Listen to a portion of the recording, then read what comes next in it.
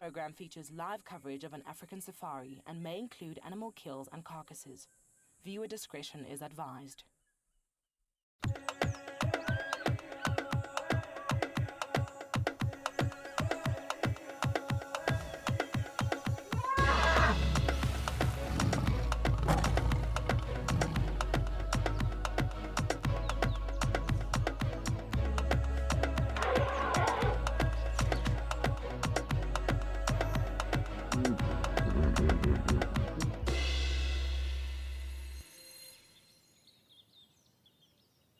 Good morning, everyone. Sorry, not good morning, good afternoon, everyone.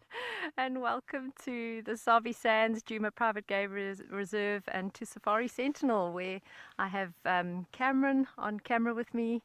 My name is Maxine, and it's a pleasure to be guiding you guys again. We've just stopped with a pair of Birchall's glossy starlings that were being very confiding, and right in front of the car. They've wandered further away now, but they're busy scratching for probably some termites or something in the road. But anyway, the plan for today is that we heard that Shadulu and Nene had crossed onto Djuma this morning around the southwestern corner. So what we're going to do is head down to the southwestern corner, see if we can pick up any tracks and maybe circle the blocks there, see if we can find any sign of them. That would be amazing. It's about time we have another leopard on camera. So that is what we are going to try and do this afternoon. Please remember to send us your questions, your comments. Use hashtag WildEarth on Twitter or X, otherwise on YouTube or on the website.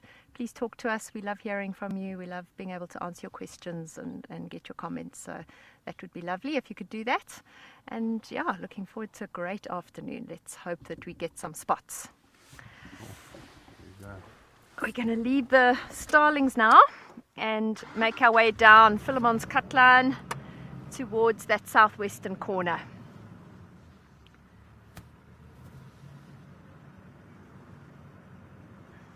Oh, these starlings are actually being really, really cooperative. Thank you, Stacey. It's lovely to meet you too, and great to have you on board with us this afternoon.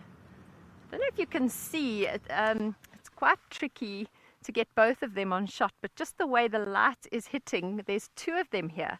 The one that Cameron's got now looks green with the iridescence, and then the one in front of us, just with a different angle of the light, actually looks quite purple. It's amazing how just the angle of the light with the iridescence of these starlings' feathers changes their color completely. They are such beautiful birds. When the light's not shining on them, they're actually colorless. They're black. It's the angle and the refraction of the light through their feathers that causes this amazing coloration that we see.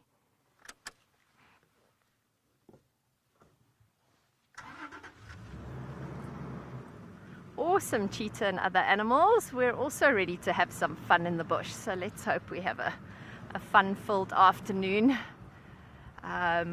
With Cedric as well out on drive with us. He'll be out shortly, I would imagine, and I think we're going to have a fun afternoon as well. Cameron's going to be helping me with a bit of direction every now and then. I still am not that great with the roads, so he'll be shouting some directions out to me every now and then. I can see some impalas up ahead. I think it's an impala crossing the road in the distance. Lots of impala tracks on this road, so I think they've been busy this afternoon. Any birds that you never see on the ground? Gosh, Riley, I can't think of any in the Sabi Sands that I've never seen on the ground. Yeah, actually I can. Sorry, I can. Swifts and martins would be two that you never see on the ground. So a swift actually has very undeveloped legs. Their legs are very underdeveloped, and they live their life on the wing. And if they get grounded for whatever reason, it's actually very difficult for them to fly again. They're a bit like bats. If you find a bat on the ground, it might be fine. It might just have, hit its head and fallen down. And you actually need to lift it up and let it fly that way. And it's the same with swifts. So yeah, within the Sabi Sands, I would say swifts would be a bird that you don't see on the ground. It's a nice little, Cam, do you want me to go forward a little bit? Should we try go forward? Looks like a little bachelor herd of impalas here. I would have thought by now that these bachelor herds would start integrating again into the herds of females, but it's still, the rut has only just finished, or not just finished, but it hasn't been that long since the rut, so possibly the bachelor herds are still sticking to themselves. The hormone levels might not have normalized yet, but later in the year you'll see the bachelor herds kind of integrating with the females. They are such agile, graceful antelope. Never get tired of seeing impala. They're just so pretty.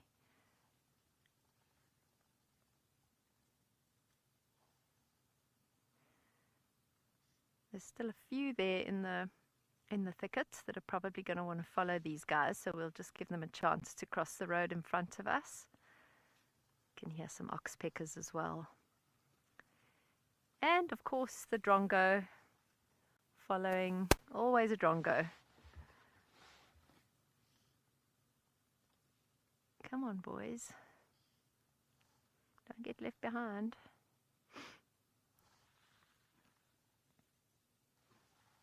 Shame that one's coughing. Doesn't sound great. Yeah. He's got something stuck in his throat, maybe.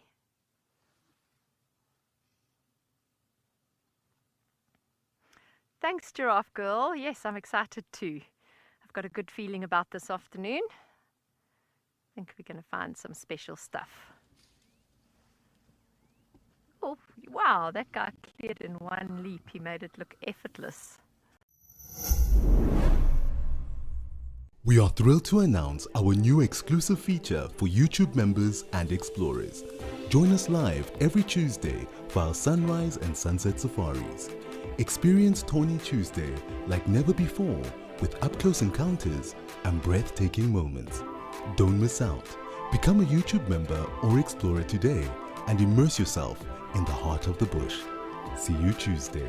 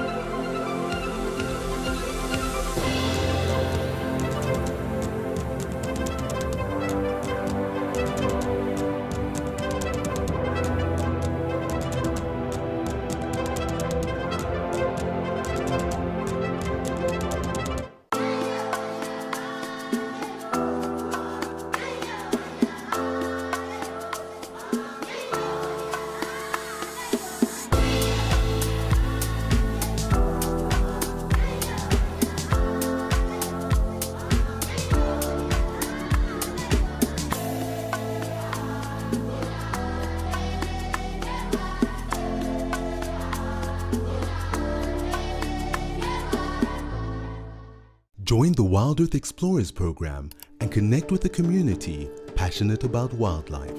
Support our mission to share authentic wildlife experiences with the world. Your monthly contribution helps provide schools and children access to kids' safaris, fostering a love for nature in the next generation. Embrace the wonders of the bush and make a difference today. Wild Earth, connecting with nature.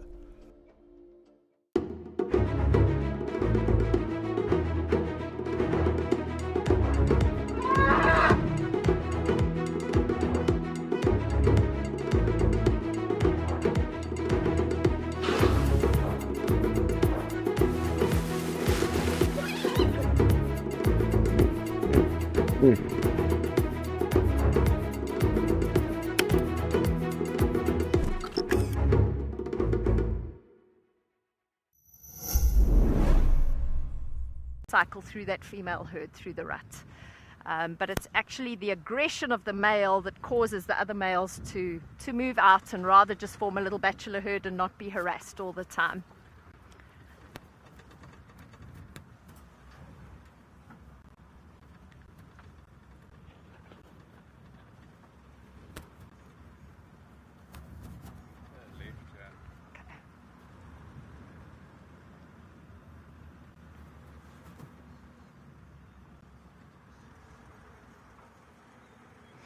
Just double checking these intersections for any tracks. And while we do this and check for tracks here, we're going to send you over to Cedric, who is at Gowrie Dam. Oh.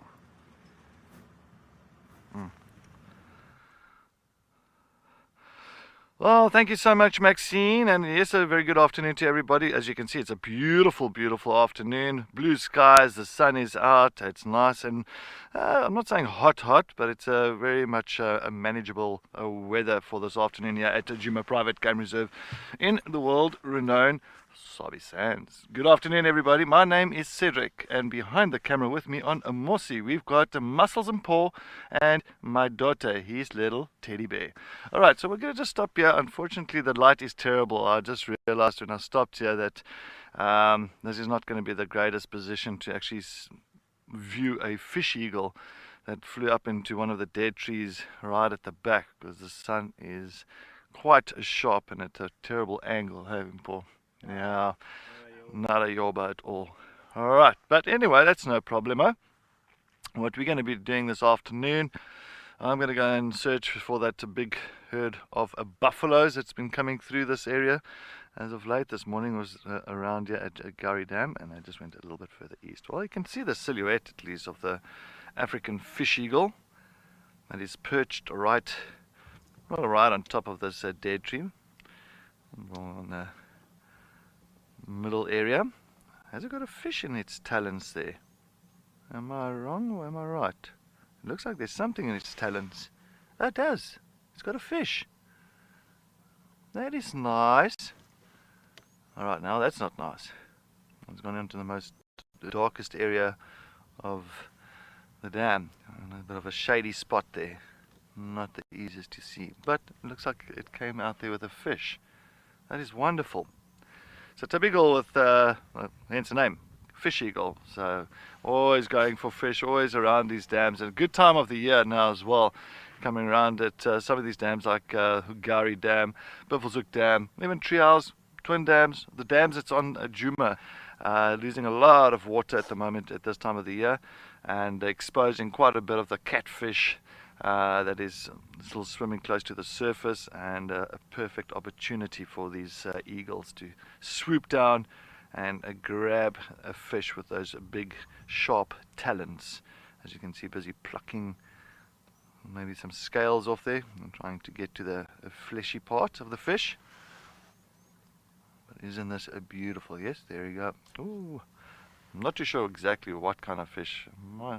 I'm leaning towards a catfish. Mostly catfish in here. Get tilapias, lots of tilapias, but the size is quite big.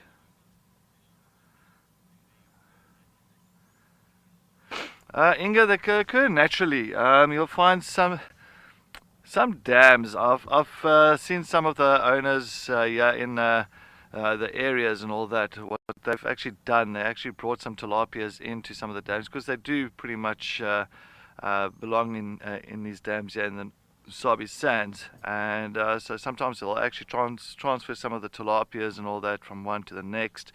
But on top of that, if that does not happen, for instance, say you got the Egyptian geese, and the Egyptian geese is at say Chitwa Dam, and there's a whole lot of eggs, fish eggs, that's pretty much floating around there, and that Egyptian geese gets some fish eggs on its feet, and that Egyptian geese decides to take off from the one dam and land at another dam, and that egg sticks to the feet, and when it lands into the water of another dam, of course it deposits those eggs into the next dam, and then those little tilapias will hatch, and then they will swim around in the new dam. So that is one way. Not just I'm just saying, just to give you an example, Egyptian geese, but it could happen with maybe even hippopotamus coming out of the water and got a whole lot of eggs attached to its back or the side, and then moving into another dam and depositing those eggs into another dam. Oh, really? Oh, there's apparently, Oh, they're running. Paul says there's elephants running towards the dam. No, running Away. away. Oh, that's not good. Another, Oh. oh, they might come. There's one. I see the one. And they look like they're walking. This one's walking. The other one's running. That's one's walking. The other one was running. All right, there's some nice ellies. We're going to sit here a little bit. Maybe these elephants will come down for a drink this afternoon. I might actually go a little bit forward so I can see that the stick is in the way. Let's go a little, amble slightly forward here, and then we might get a nice little view. Just some, oof, yeah, the sun is sharp. Very, very sharp. That's a big boy there, eh? Looks like a big male. Just by the size, the size of the head, the body, and the younger one in front. So that male might be with a breeding herd that's around that side. I'll grab my binoculars and try and see if I can view them past the sun here. The sun is very sharp. Yeah, it's a big boy with a youngster there. That's really strange. I'm sure the rest of the herd, a breeding herd, must be in the bushes. Paul saw them running a little bit further north. Oh, Yvette, yo. No, Yvette. I've got no updates on any lions today at this point in time. No updates. Unfortunately, Yvette, we will find out, but yeah, nothing.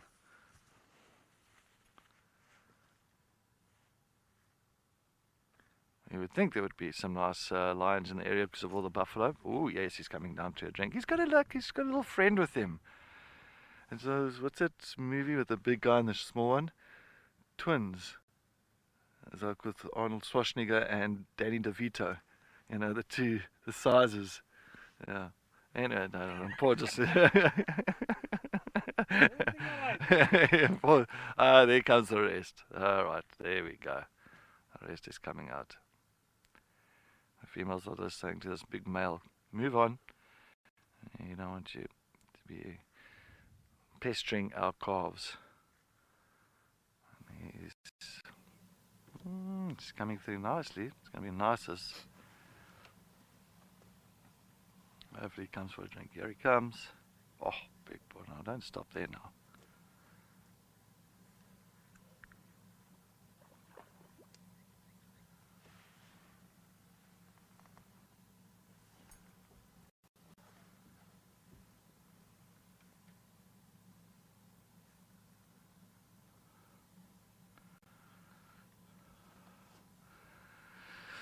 Jerome, they've got a big bull like this. No, usually the females will try and run away from him. You know, try and get the herd will just try and get away from a big bull that's pestering the herd. A big bull like this. I mean, this guy is ginormous. He is huge. No, the females won't try. They'll rather try and avoid him if they need to. Yoch, and he's in full must, eh? Look at it. His back legs very wet on the inside. He's in full must. Maybe that's exactly the reason why these females are running a little bit earlier.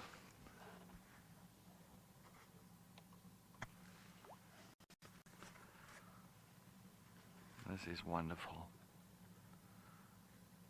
And when I say a male in full must, other words, in must is pretty much dribbling quite a bit of urine out as well. His temporal glands are leaking. He's got a very pungent smell, and he's ready to look for a female that is in must. So, I mean, in heat. So that's exactly. It's like a female being in heat, but a male. And the rest of the herd, the breeding herd, is just to the right with a little one there as well. We're going to just take a look. There's the breeding herd. Full-grown female compared to that male. And there's a young little calf that's there as well. They're not going to be too happy with these presents.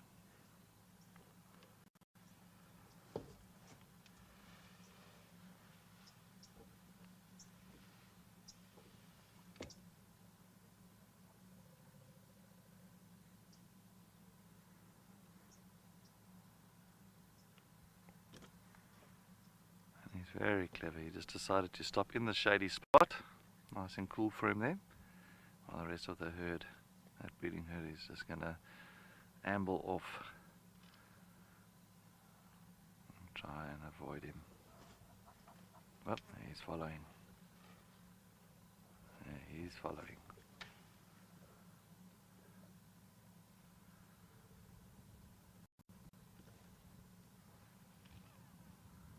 Big boy, Paul. There you go. Even in the way he's holding his head up high, it's like the arch in his back, almost walking very proud.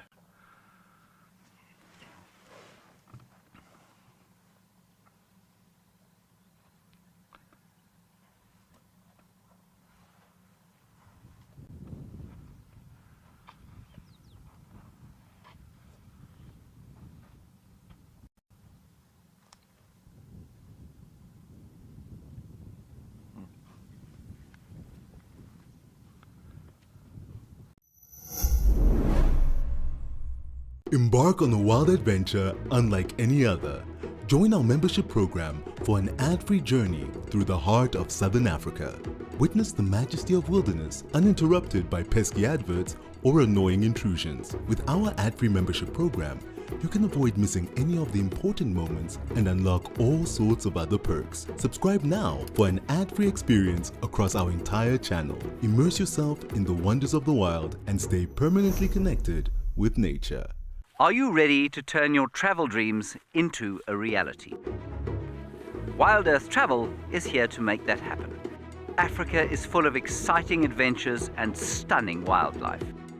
If you want to meet the Wild Earth crew and animal characters while enjoying a 5-star safari, we can make it happen. Contact us today on info@wildearth.travel or visit our website, and let's turn your African dreams into a reality.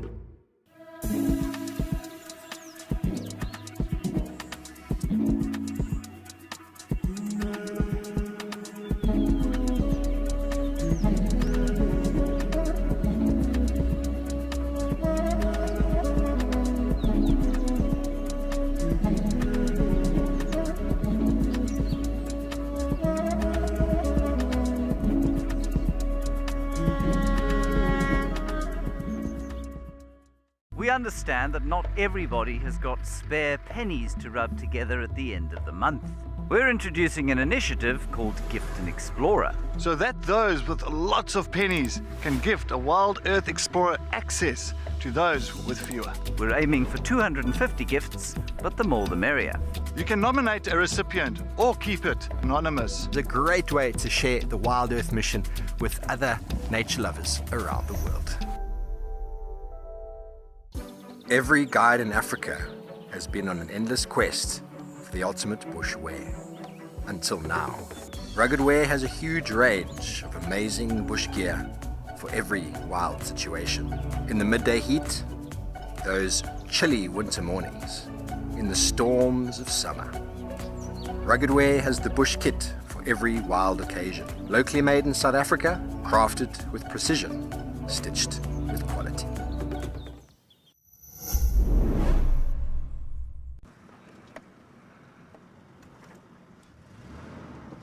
You're right, Tempo. All right. Oh, even the monitor went for the. The monitor went for the elephant.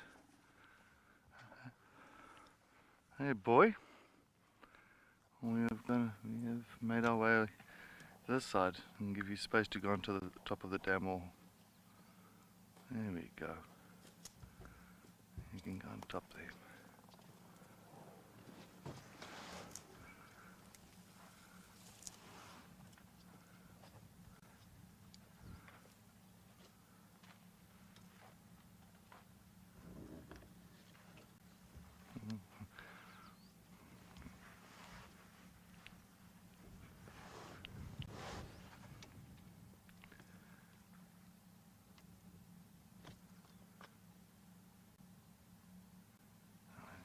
He's dribbling.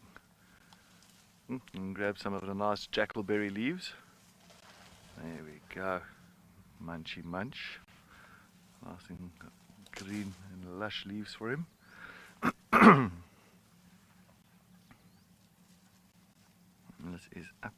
simply an amazing sight, and I'm loving this. But yeah, well, we're going to enjoy this moment. I think let's head over to Maxine to see what's happening on her afternoon safari.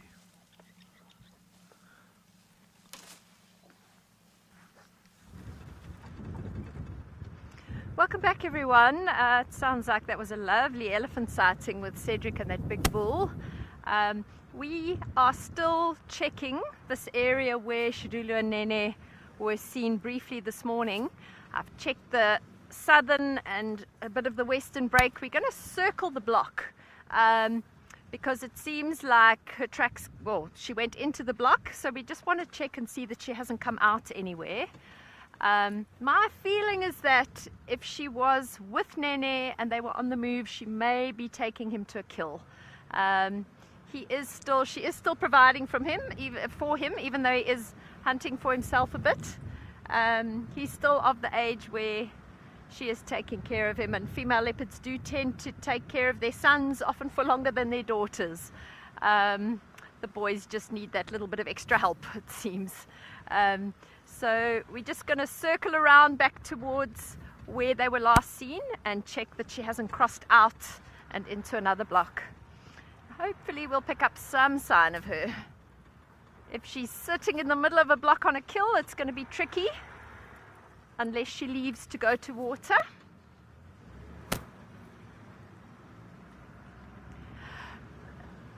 Lauren, it depends on the road surface. When it's dry, if you've got a nice hard road with like a soft layer of thin sand on the top, that actually leaves very nice tracks. And then obviously mud is a great thing to track through, but a dry surface isn't a problem as long as it hasn't been windy, because then the wind will blow that soft sand and you might not see the tracks. But if you've got a nice thin layer of soft sand, it's actually lovely to track through that. But it's never easy to track leopards in the afternoon. I always like to find leopard tracks in the morning, because that's generally when they've been active through the night, and you find tracks in the morning and you know they're fresh. I always find it harder to pick up on predator tracks in the afternoon because they're not normally that active, and there's also been a lot of backwards and forwards on some of these roads, not all the roads, but some of the boundary roads get quite a bit of traffic, and that makes tracking challenging.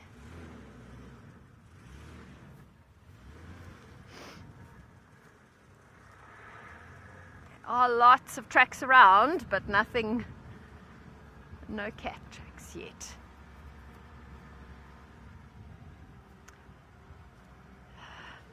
Sorry, could you say that again? I didn't quite catch that. Moonshine, would Nene protect his mom from another male leopard? Is that what the question was? Moonshine, that's a really interesting question. It's an interesting question, and I don't really know the answer to that. I've never come across a situation where a male cub has had to protect its mom from another male leopard. The leopard, a male leopard that a male cub is most likely to encounter would be his father, and in that circumstance, the cub wouldn't need to protect the mom. In the case where it's a strange male, the strange male would be more focused on killing the cub than killing the mother. A male benefits nothing from killing a female. They want to have as many females as possible in their territory. So a male leopard, it sometimes does happen that a male leopard will kill a female that is maybe not being cooperative when it's trying to mate, but it's quite unusual for that to happen. So normally it would be a case of the female trying to protect her cub from a strange male, and with the father there shouldn't really be a reason for the cub to have to protect his mom. So it would be a very unusual circumstance where a leopard... Sorry, Cam, should we be going this way? Okay. Okay, I'll go further on. And sorry. So yes, it would be quite a strange circumstance where a male cub would have to protect his mom from an adult male. I've never heard of that happening. You know, males kill other males' cubs very regularly. In the Sabi Sands, up to 49% of leopard cub deaths are because of male leopards. And we're going to link you back to Cedric. I think he's got something happening with the Ellie bull, so let's link back to him.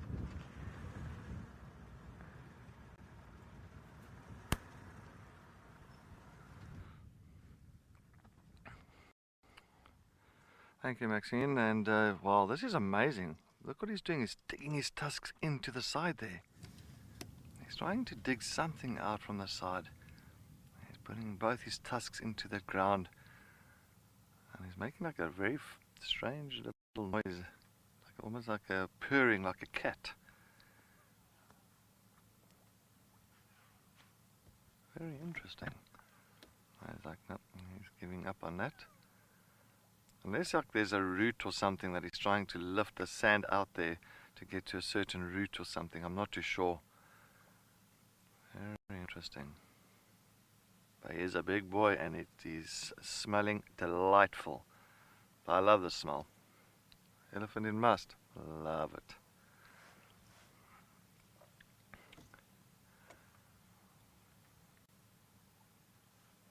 Maybe he wants to go for that water that's in the little pan, some nice clean water. Very possible. We'll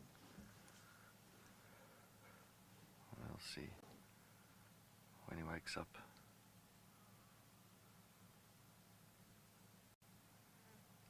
Eyes are closed for a little bit. I think he's just thinking and contemplating his next move. Definitely given up on that herd of elephants. Yeah, when the male goes into must, they'll tend to go by themselves because he's on a different mission compared to the rest of the males that's not in must. The male in must he's on a mission. He's looking for a female that's in heat. That's his mission. And they rate elephants from about 18, 19 years old up to about 40 years old. They can only control the musting period from 5 to 7 days. They say up to from 40 years old up to about 60 years old. They can control it for much longer, for a longer period. I reckon up to about 15 days. So males above 40 years old, they've got a better chance in finding a female in heat than a male that's below 40 years old. Alright, he's going in that side. I'm going to try and reposition myself here. What do you think, Paul? Let's see what he's going to... I don't want to go in front of that. Alright. Alright, let's reposition.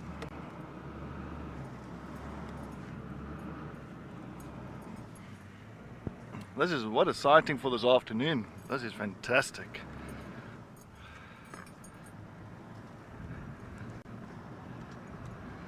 Oh, sorry. Sorry, Jared, I was not listening to you.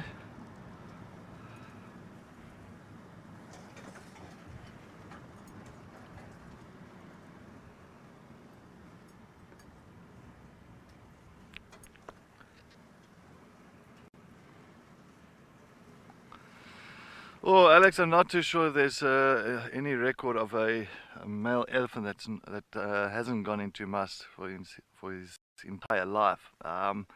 I'm sure every single elephant has, or every elephant bull has gone into a must, at least by the age of 60. I'm hoping so.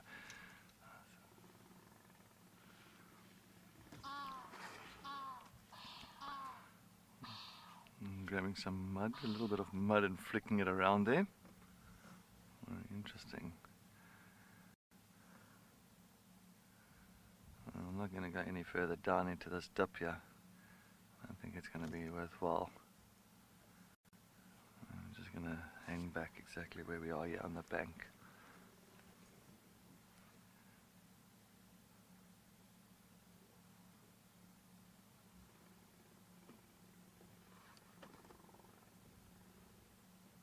It's a little funny noise. Eh?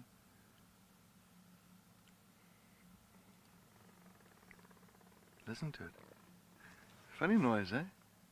It's almost like purring. It sounds like he's purring, you know, like a cat.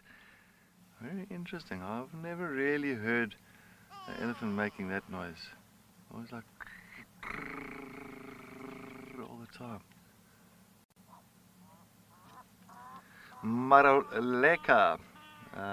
Elephants, well, around here in the Greater Kruger Park, we always say elephants here will get to about plus minus 60 years old. 60 years old.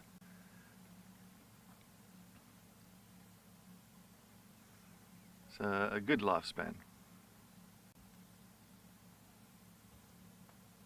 I mean, this male he is above 40.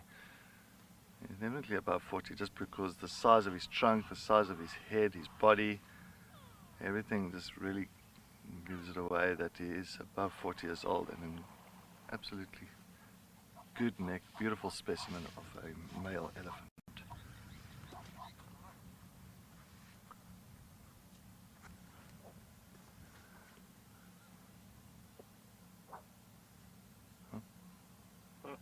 Hear that? Hear that?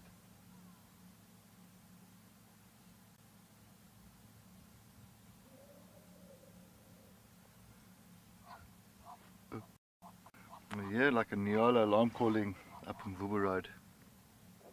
Yeah, alright. Alright, we're going to slowly make our way, Jared. Alright, let's go. Bye, elephant. Sorry, there's like a Nyala's alarm calling just up here on the Mvubu Road. I'm going. I'm going to go find out quickly that side. Sorry, Jared. Have a lovely day. It's up. Bye, boy. Yeah, beautiful. Plus he's moving a little bit closer to the lodge area, so let him be. Let him be. But that Nyala's calling up the side. And the Nyala alarm call, the Nyala Kudu bushbuck, if they start alarm calling, then you know there is something in the area.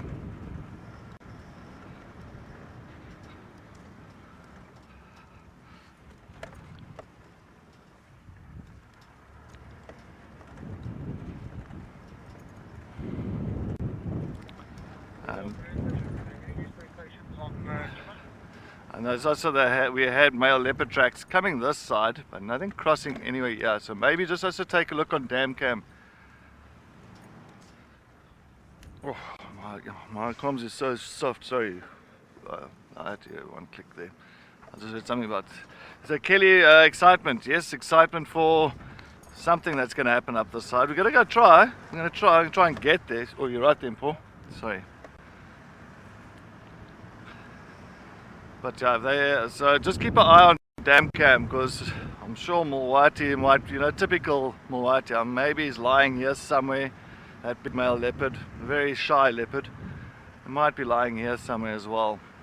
So there's fresh tracks coming into this area this morning.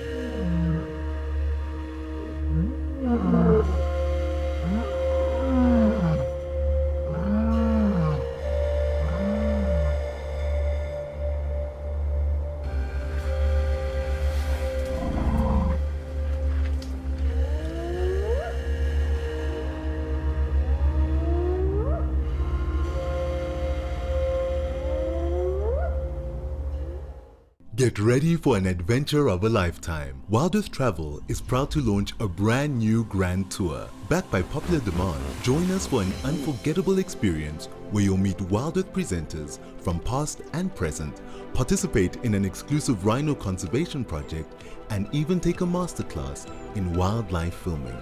And of course, you'll get up close and personal with your favorite animal characters. Book your spot now and dive into the wild with Wild Earth Travel.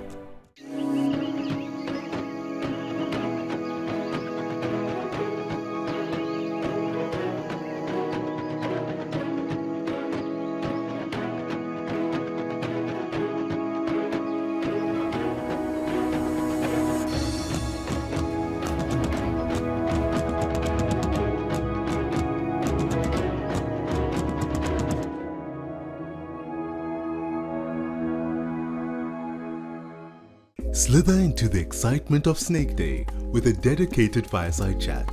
Whether you're a curious beginner or a seasoned herpetologist, this is your chance to learn, ask questions, and share your passion for snakes. Snake expert Jess Cook will join our Wild Earth guides to talk about all things scaly. Don't miss this engaging and fascinating event. Uncoil the mystery of snakes and join the conversation today.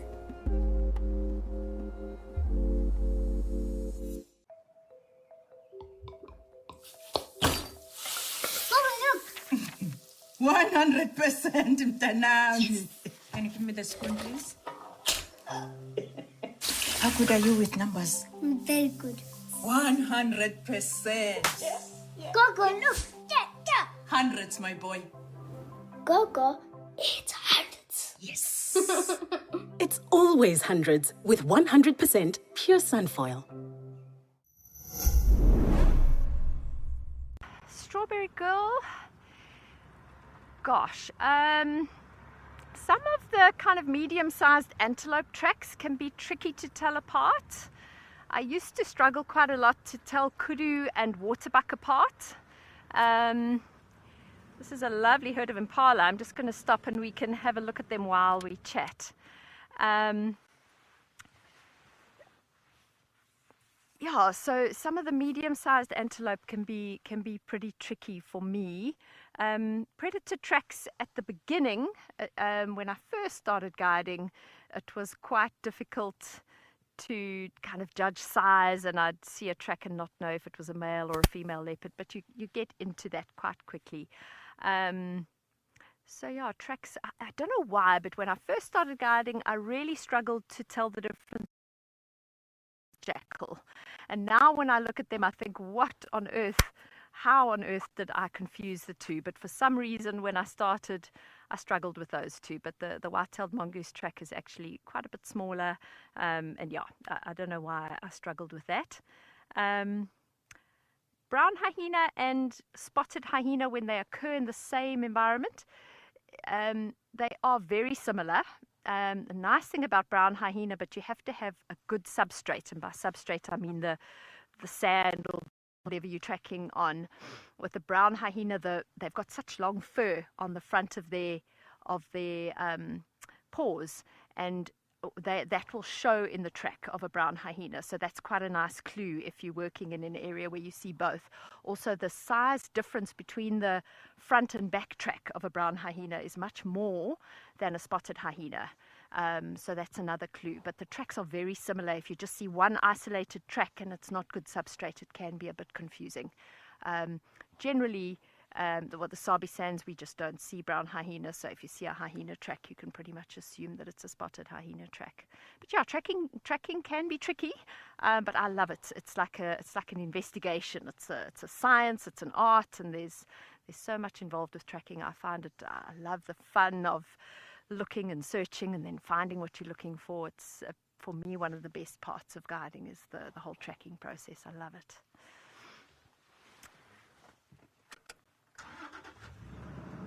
I'm going to move on from these impala. We don't want to run out of light before we possibly see tracks. Fiona, would any other signs other than tracks show a leopard's presence?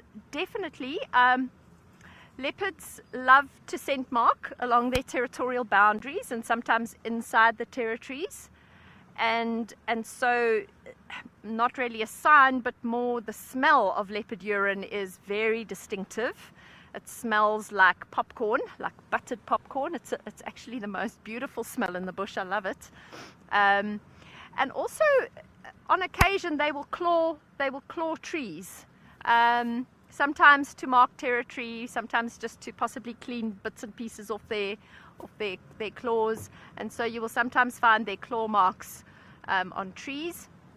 They also deposit scat. They deposit their droppings normally in quite an obvious place, often in the middle of the road. You'll find leopard droppings deposited. So yeah, there are other signs other than tracks that will tell you a leopard is around. But tracks are definitely the most common and one of the easiest ways of knowing that a leopard's passed by.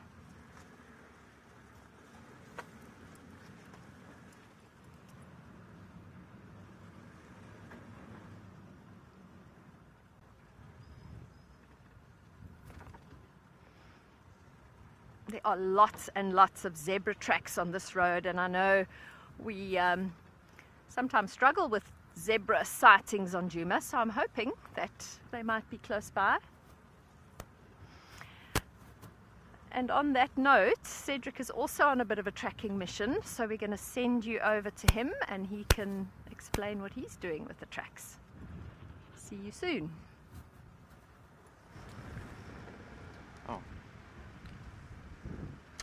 Oh, we got a double-banded sand grouse that just went into the bushes there. Let's just go a little bit forward. Sorry, there's a fly. They don't usually fly off. Well, the fly does, but not the bird. I just want to see if we can get it with... Can you get it like that, huh? Don't fly, birdie. Alright, so anyway, that was a double-banded sandgrass. Afternoon, Rian, afternoon. Good, yes. Not much happening on here at the moment, just following up on, sounded like Nyala Kuru alarm calling a little bit further north from Gary Dam, and one big Madura and Love at Gary Dam. And Love.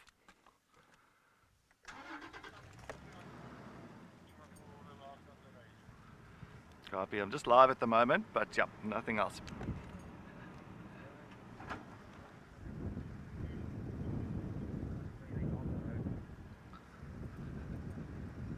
Oh, that's a nice warthog. Hey, don't go away. Oh, don't go behind there. It's going to go right behind there.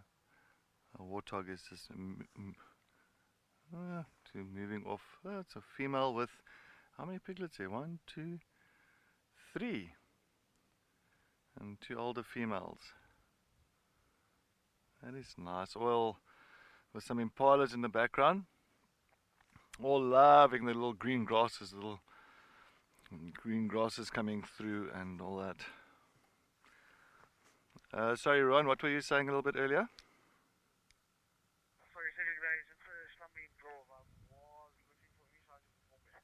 Ah, okay, great.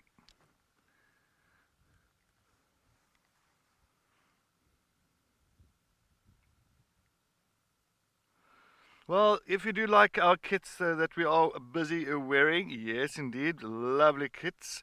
And if you want to go find out more about it, go ahead to ruggedwear.co.za. So it's Ruggedwear's website, ruggedwear.co.za.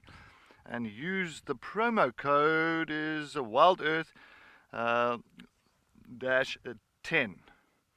And for every 2,000 Rand you spend, you will get a free cap. So make sure you go to ruggedwear.co.za and use that promo code WildEarth-10.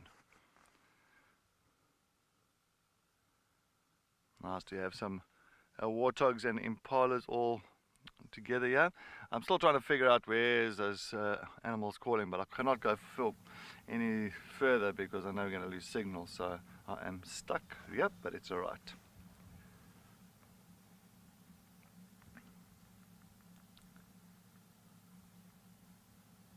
Eating all the nice little shoots coming through. As you can see, that little green grass is coming through now on these fire breaks.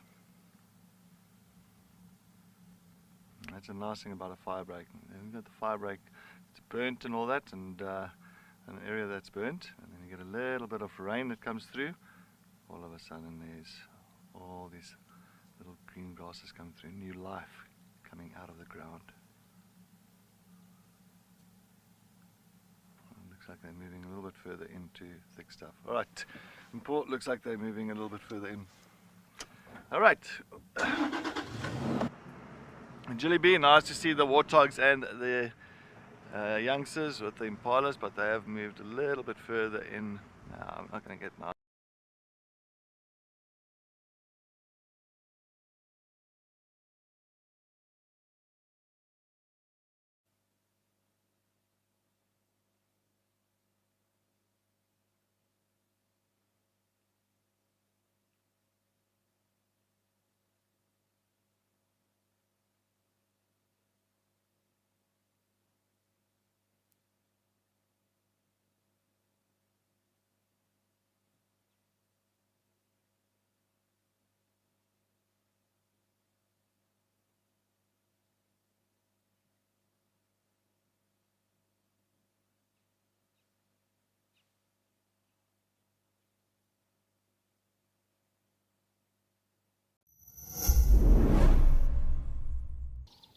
Join the Wild Earth YouTube Superfan community and unlock a world of additional perks. Get exclusive early access or discounts to Wild Earth travel deals. Wear the best bush attire with merchandising discounts. Enjoy an interactive live monthly private safari. Don't miss out on the ultimate fan experience. Join the YouTube Superfan community today. Escape to the wild heart of Africa at Chitwa Chitwa Game Lodge in the renowned Sabi Sands. Come and meet Wild Earth's favorite animal characters with an exclusive offer. Pay for 3 nights and enjoy a 4th night absolutely free. Plus, kids go for free. Ready to make your travel dreams a reality? Contact Wild Earth Travel today.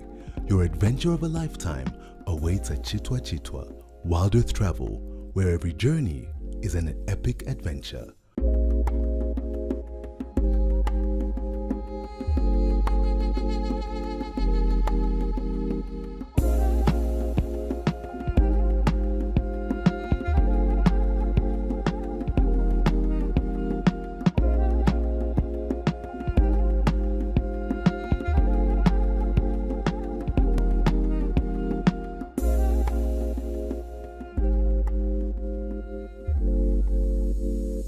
Get ready for the Winter 2024 Ranger Race. Watch as our guides compete to find the greatest number of animal species in an afternoon safari.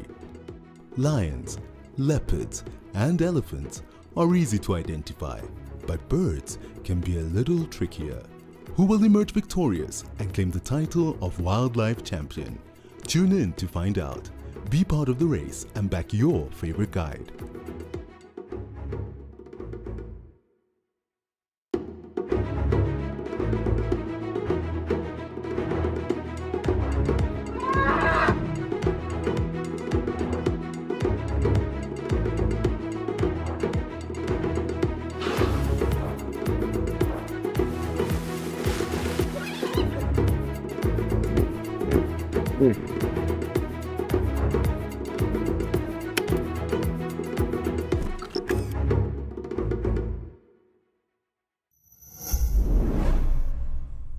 Definitely, you can use birds to find predators, and yeah, I do it all the time. A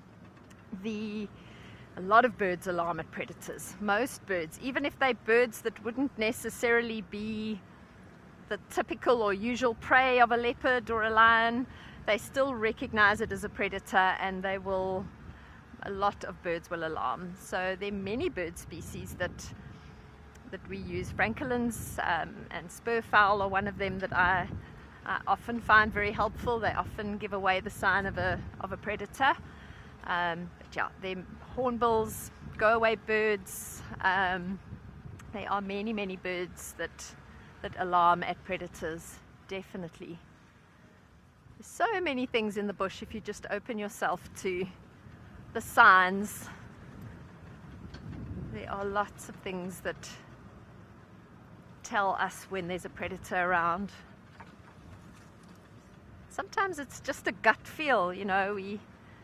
I think our senses, we're not even aware sometimes of how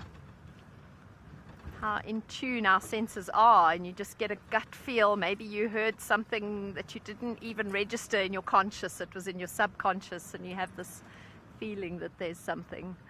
So yeah, I often use a gut feel when I'm looking for predators.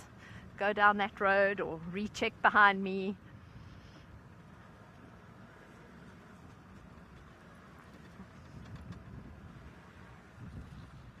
But yeah, birds, squirrels. We had a leopard that I knew very well at Londolozi when I was working there, who the squirrels hated her.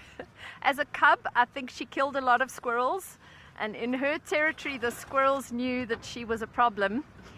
And if you heard squirrels alarming in the Mashabane, you did not ignore it, because squirrels often alarm at birds of prey. But if the squirrels were alarming in the Mashabane, I always used to go and check, because chances are it was the Mashabane female. So I find squirrels quite useful as well to tell us when leopards are around.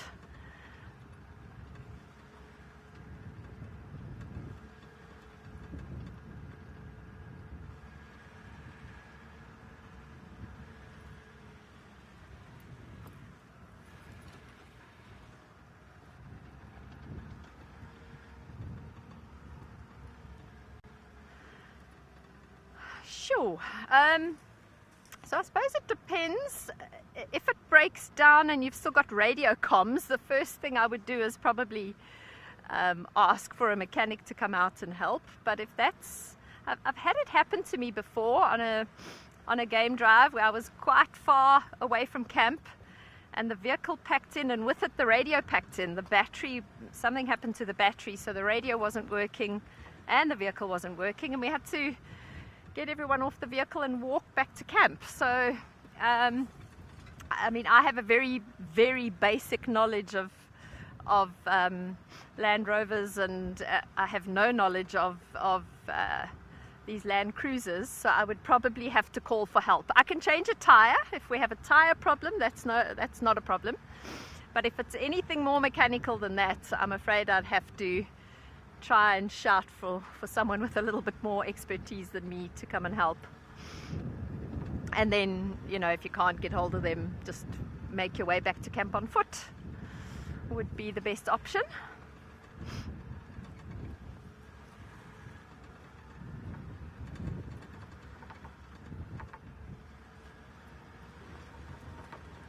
Gonna go left, Cam?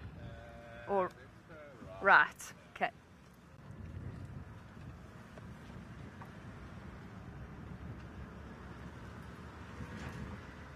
I think we might head to some water. And while we're making our way to some water, we will send you over to Cedric, who I think has found some buffalo. Well done, Cedric.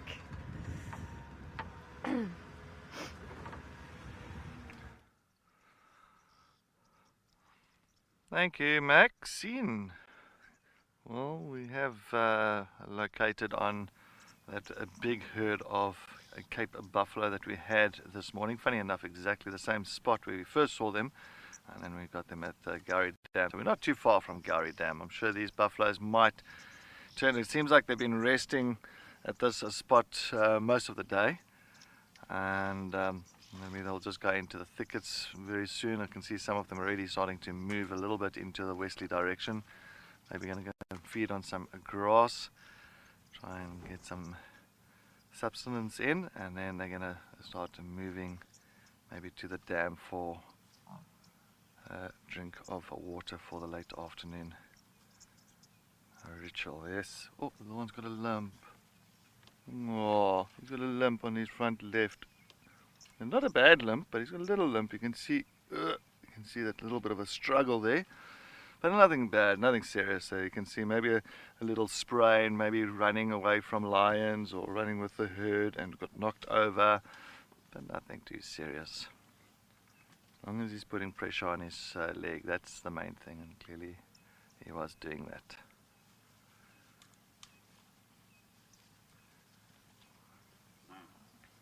I'm definitely taking this advantage with all these buffaloes that's been coming on. It's been coming on Juma. It has been wonderful. Ooh, little banded mongoose that's running there across the road. There's banded mongoose running across the road. You see, wait, maybe we see another one. There, whole family of banded mongoose. Look at that.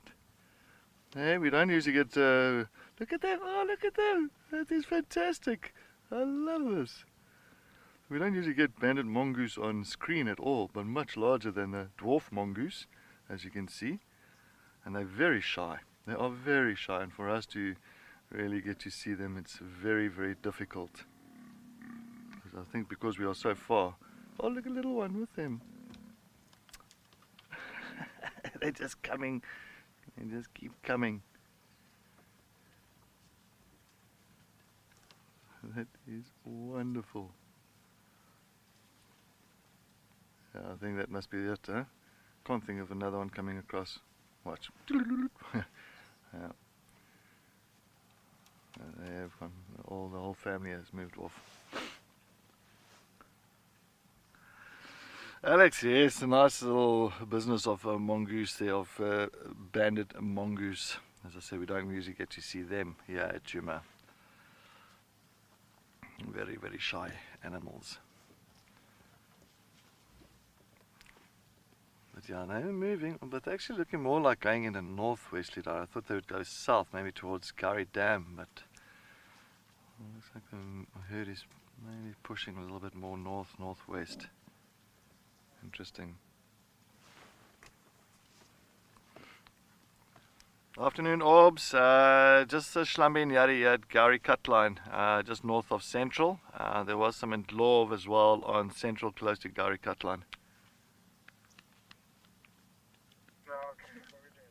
Maybe I'm gonna try to check on those roads also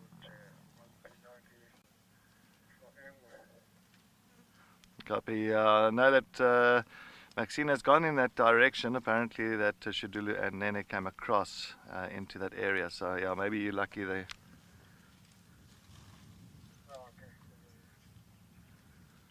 I'm just giving Aubrey, one of the guys here at Chuma, just giving him a quick update as he's got some guests on board.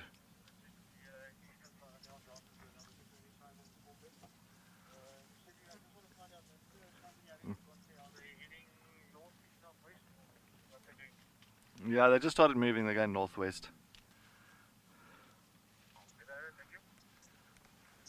Sorry about that. I just have to quickly give the guys an update on this buffalo herd. Clear the direction. And a couple of calves here as well. So many calves in this herd.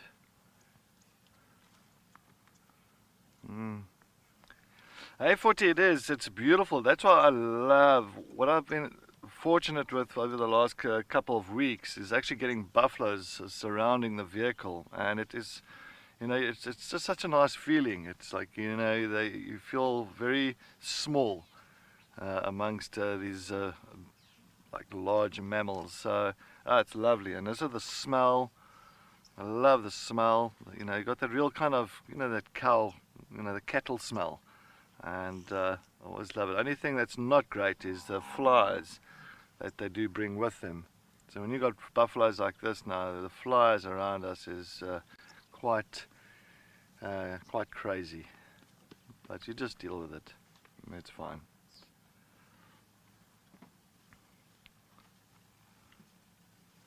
Yeah, and such unfortunately the stare is also another thing. Many times you get that certain stare, like these ones that's staring at us now. You'll see. They are just giving us. There we go. Alright, now it turns away. She's going to give us a stare again. There we go. There's the stare. Especially when they've got the big buffalo bulls staring at you. Almost feels like you owe them something, eh?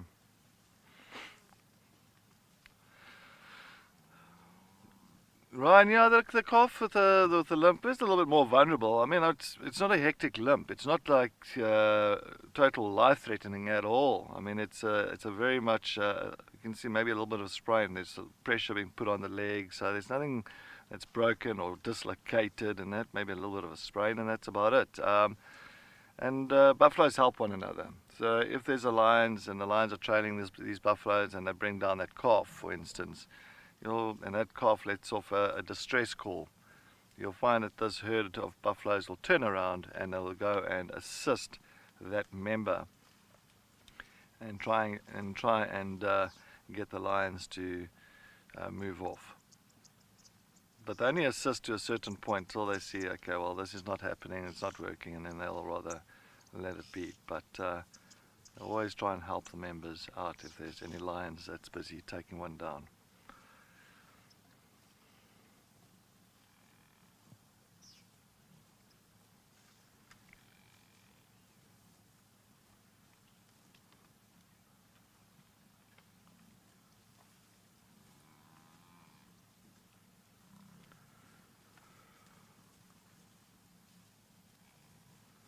All right, so talking about that injury of that young buffalo calf, let's go take a look at a clip from on this day from 2019, the injured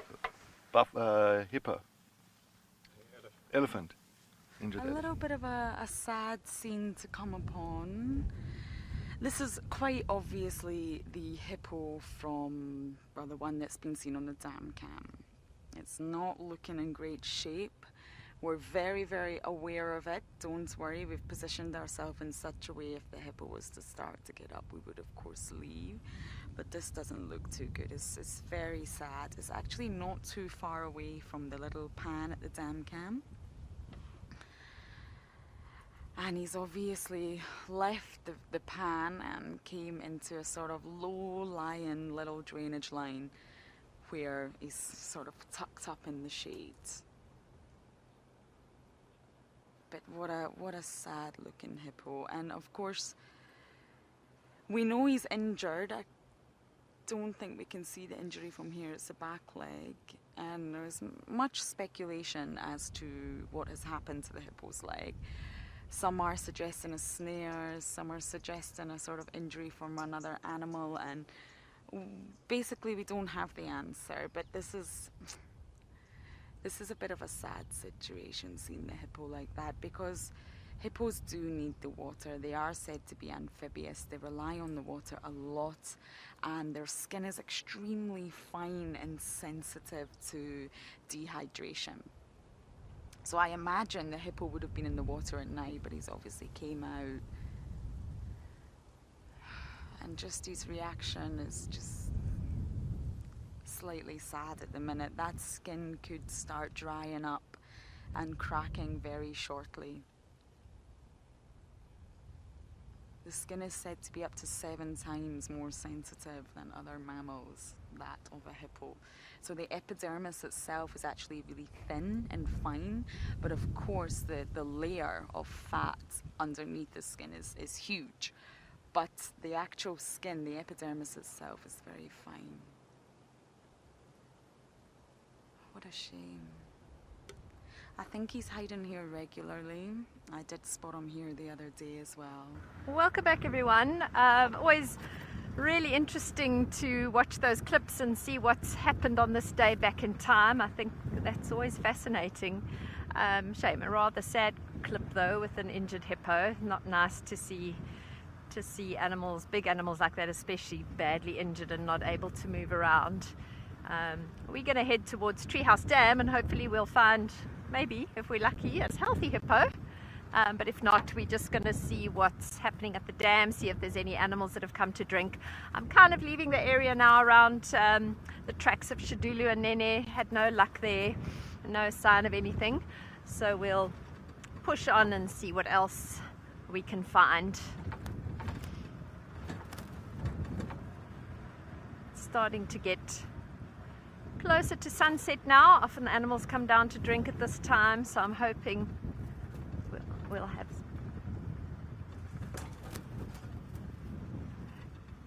Yeah, it is fascinating the way their skin changes to pink like that. They do have a slightly pinkish tinge to their sweat, so when they are out and about in the sun and they are sweating a lot, they lose, I think per square inch of skin, a hippo loses 8 times the moisture that a human would lose. So they really are quite vulnerable to being out and away from water when it's hot. And the moisture that they're using, the sweat that they're losing, should I say, it does have a pinkish tinge to it. There's a beautiful bird here which we don't, oh, as I said that, I shouldn't have said that. He can get them. The white helmet shrikes. You don't often get nice. Can I stop there, Cam? Oh, there we go. There's a nice one. I just love them with their little punk rocker hairstyles. They are so cute. You always see them in little groups, and they're often indicators of bird parties. So often where there's a bunch of white helmet shrikes around, you'll find other birds around too. They tend to move in big bird parties. And they are really cute, working together as a group to flush insects.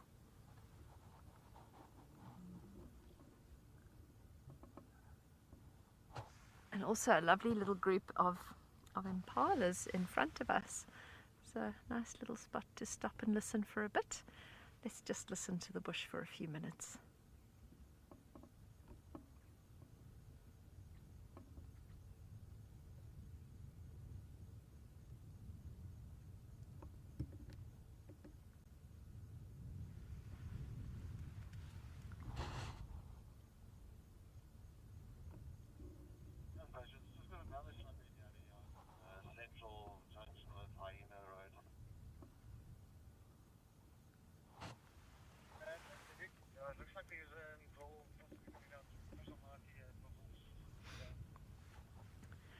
that's true, Derek. A lot of the small things that are often quite difficult to get, especially on camera. Yeah, we've had some lovely bird sightings, nice little dwarf mongooses this morning. It's been good. So let's hope some of the other hidden things are also kind to us this afternoon. I'm going to move on now. We'll slowly make our way past this little bachelor herd of impala. I'd really like to try and get us to Treehouse Dam before the sunset to see if there's anything going on there. Become a Wild Earth YouTube member today and unlock extras and bonuses, like ad-free streams so you can stay immersed in your safari without any interruption. Have your burning questions answered first by me or other expert naturalists. Join now to avoid missing out on these amazing benefits. Help us connect people to nature. Discover the wild beauty of Amakhala Game Reserve, where adventure and luxury meet. With 9 spectacular lodges to choose from, Amakhala offers an array of unforgettable experiences. Dive into the heart of the wilderness with a guided hike and spend a night under the stars. Ready to explore and meet the Wild Earth animals and crew? Contact Wild Earth Travel to learn more and book your journey to Amakhala Game Reserve.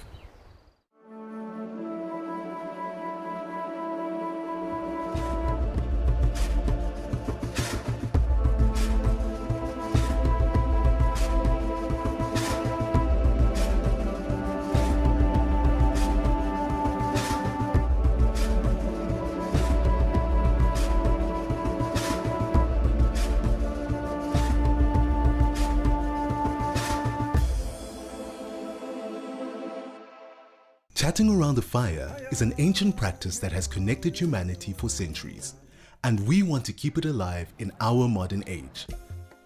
As an explorer, you'll have access to intimate gatherings with our naturalists, fascinating guests, and experts where we share knowledge, insights, and stories around a crackling fire. Rediscover the power of connection. Sign up to be an explorer today and experience the magic of Wild Earth's Fireside Chats. Every guide in Africa has been on an endless quest for the ultimate bush wear. Until now, Rugged Wear has a huge range of amazing bush gear for every wild situation. In the midday heat, those chilly winter mornings, in the storms of summer. Rugged Wear has the bush kit for every wild occasion. Locally made in South Africa, crafted with precision, stitched with quality.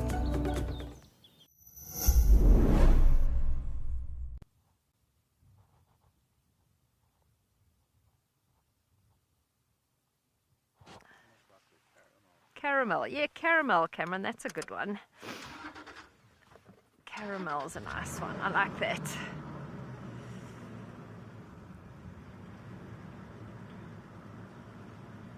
There he's defecating.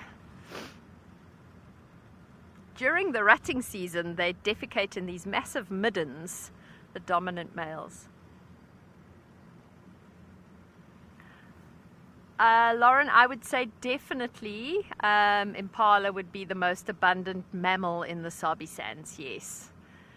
Although, having said that, there are so many buffalo around at the moment that they're kind of out competing the impala or competing with them.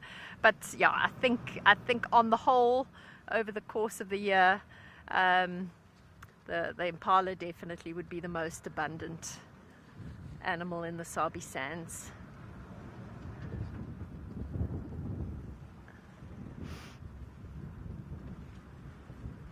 I don't think the buffalo herds can really compete in numbers. It just seems like there are so many on Djuma right now.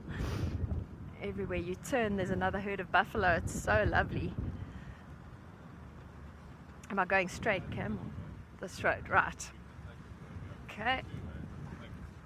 Okay. Cam's helping me with directions to Treehouse Dam.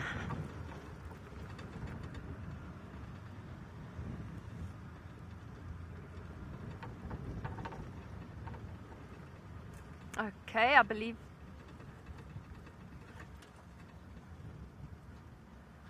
Okay, I like both of those. So Cindy Lou Golden Bronze and Cruising Cumbria agrees with Cam on Caramel. They both are beautiful color suggestions.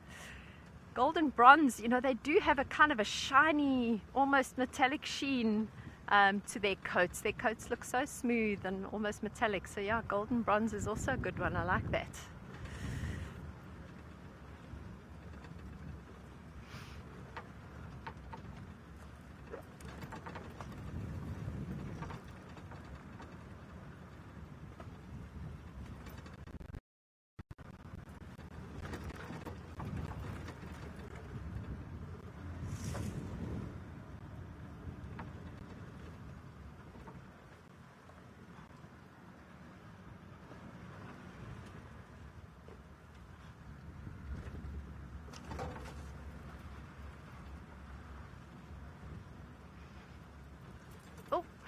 Couple of little, oh, don't know if you can get that little squirrel there, Cam. He's still just, two little tree squirrels crossed the road in front of us, and the one is still just on the side of the tree trunk there. Oh, he's gone around now.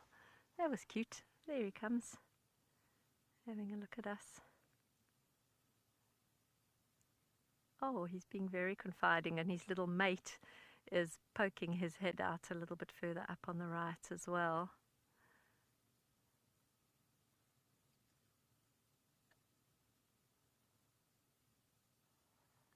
Hello, little guy. I wonder if that little hole, yeah, they might have a little hole that they sleep in at night in this tree. I'm assuming at this time of the day that they'll be making their way back to their home. It's starting to get late.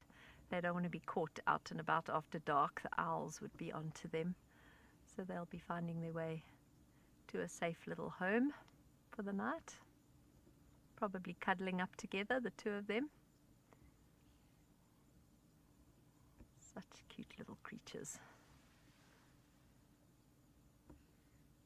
I don't know what it is about a squirrel that you know, they are a rodent, and their body and their face looks very similar to a mouse, but I think it's just the fluffy tail that makes them that much cuter than a mouse with a long scaly tail.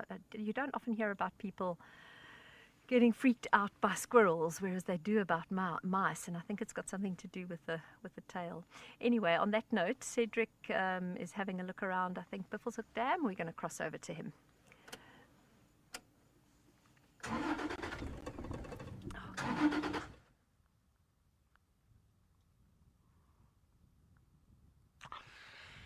Thank you, Maxine. All right, so we have just made our way to a dam here on the northeastern corner of Djuma. One of the dams that's still got quite a bit of water, and I think this is the dam that's going to end up having water till the end. And this is Buffelshoek Dam.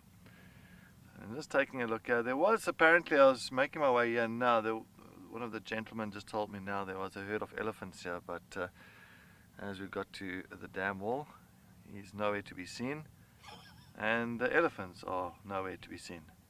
So yeah, I'm not too sure. Maybe he got the name of the dam wrong. Might have been another dam. But clearly there's nothing here. Well, that's alright. Always nice just to see. I want to see there's a yellow butterfly. I think that black bordered butterfly. Can you get it there, Paul? Good luck. Yeah, it's just fluttering around. There's a yellow butterfly. Got it there. Yeah, beautiful. All done, Paul. Not big. I think the size of my thumbnail. And it's got like the little black tip right on top. So I'm not too sure. No, I thought it could be the black bordered butterfly, but it's not. I've got not a clue what this one is. If anybody does know, I know it's very difficult to. It looks just like a piece of leaf that's lying on the ground there, but I promise you, it is a butterfly. It's gathering some moisture, yeah, from next to the dam. There you go. See, it's fluttering away now. Oh, there's my binocs. It could be a black border butterfly. Very possible. It's the size of one. Nice to see a little butterfly around here for the afternoon here, especially in winter time.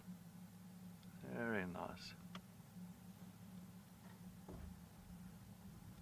Of course, we are lacking a lot of butterflies and insect activity this time of the year. No, Lolly, not yet. I think the insects, we've got to wait for those nice rains to start coming through and all that, and you'll start really seeing the influx of insects. But for now, we're pretty much in the middle of winter, so we won't really see too much happening as of yet. But you never know. It's nice just to see a butterfly around the side. I know that James had a butterfly the other day. I think yesterday or the day before. He also had a butterfly at one of the dams. It's all just grabbing some moisture. Jared, any IDs on this butterfly? If you do get something, please let me know. Become a Wild Earth YouTube member and unlock exclusive bonuses and benefits.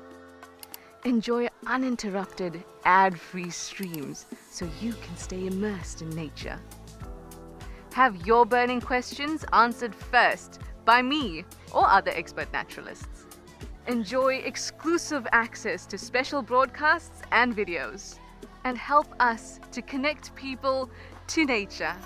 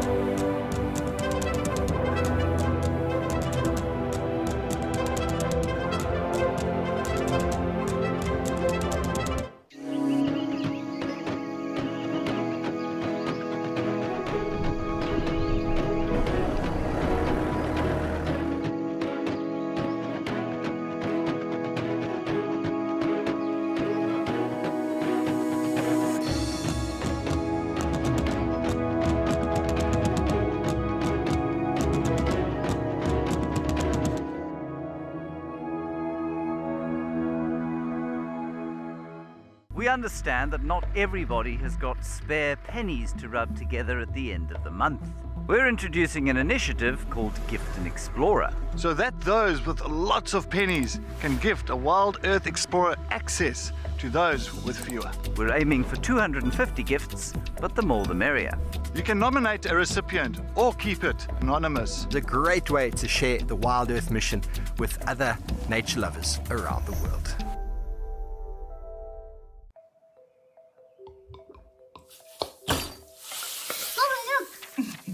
100% mtanam. Yes. Can you give me the spoon, please? How good are you with numbers? Very good. 100%. Gogo, look. Yeah. Hundreds, my boy. Gogo, it's hundreds. Yes. It's always hundreds with 100% pure sunfoil. Out in this damn area, might be lucky with something. You never know. Maybe a leopardo will come. Lions is making its way down. There was another herd of buffalo that we passed not too far south of us, so a little bit further east from that other herd that we did have. There was another herd that was going south, so buffaloes all over. So I'm hoping that we can at least get some tawny cats coming over, which would be fantastic.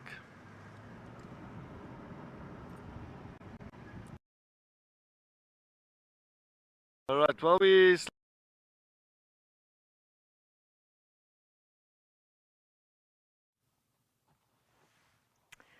Welcome back, everyone. We just stopped here at Treehouse Dam with the hippo, a very healthy looking hippo compared to the clip you saw, and a little group of oxpeckers has just landed on his head, which is quite sweet. As they landed on his head, I saw the adult pick something off and feed it to the to the youngster. There's one youngster there you can see with the beak that isn't bright red yet. One of the adults gave him a tick or something that he found on the head of that hippo. The hippo seems to be quite enjoying their grooming attentions.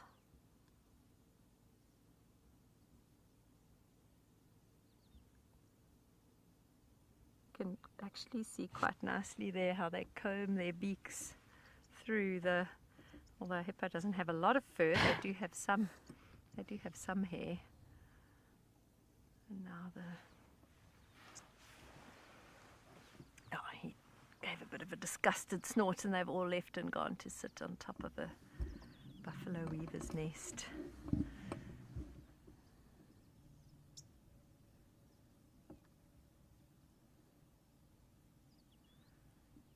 It's been pretty quiet here this afternoon at the side of the Djuma Game Reserve.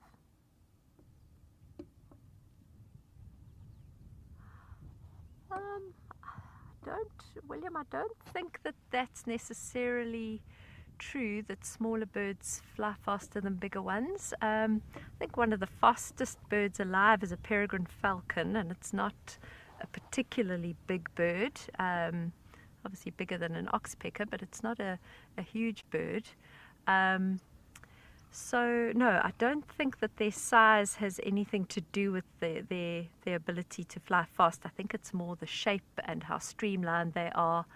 Peregrine falcon's got very long, narrow wings, and when he goes into a dive, I think he becomes the fastest animal on Earth when he dives down. So yeah, and if people aren't familiar with a peregrine falcon, it's probably about the size of a smallish crow.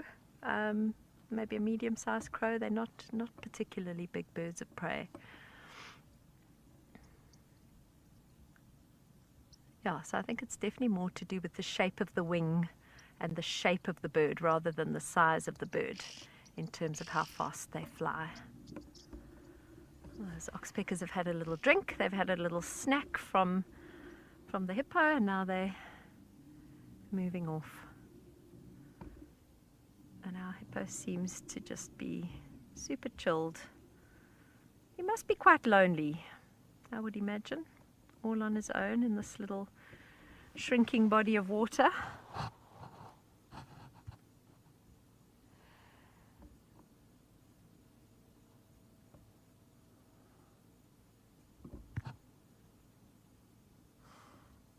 Yeah, Inga, I think it really can be very hard, especially if it's something like a leg injury. You know, such a huge animal, so heavy, to have an injured leg must be really, really difficult.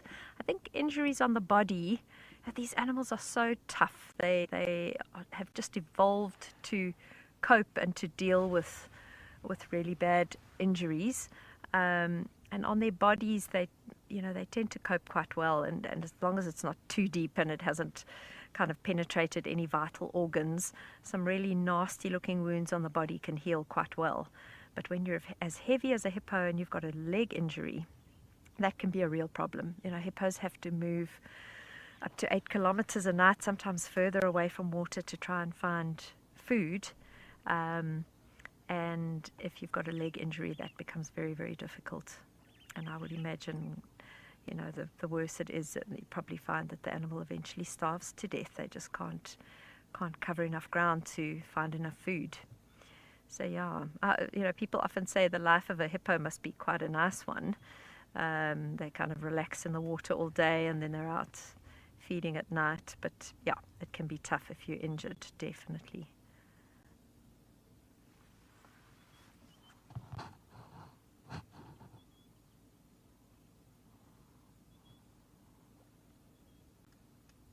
You can hear a white-browed scrub robin starting to call in the distance.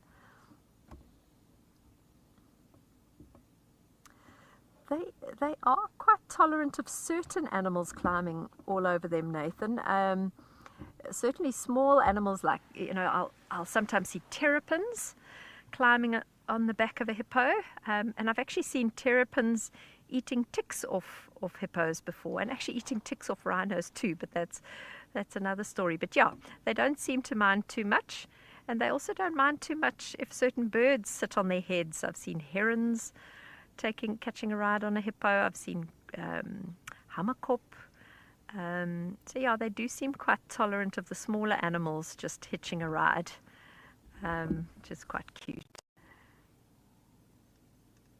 I don't think they like lions climbing on them. No, I agree. Cameron says he doesn't think they like lions climbing on them.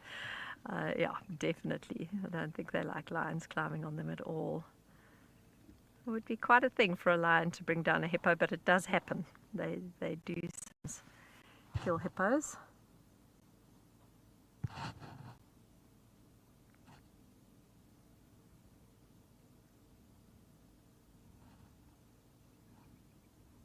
See, he's pricked his ears up there, obviously heard a sound, and then he flattens them against his head again as he possibly wants to go under the water. Oh, he's coming up.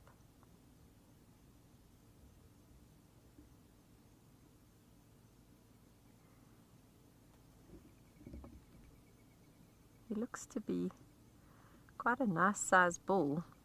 I don't know how deep this waterhole is, but often with hippos, when the water gets shallower and their skins are exposed to the sun, they roll over in the water. I saw them doing that a lot in East Africa. Some of the waterholes there that were quite shallow, they'd literally roll right over in the water to try and just get some moisture back onto their skin. So maybe when the water levels drop a bit more in this dam, we'll see him rolling over as the winter progresses. Down he goes. And I think on that note, we'll probably leave Treehouse Dam. There doesn't seem to be much more happening. So we'll push on and see what else we can find. You happy, Cameron? Yeah. Happy to leave?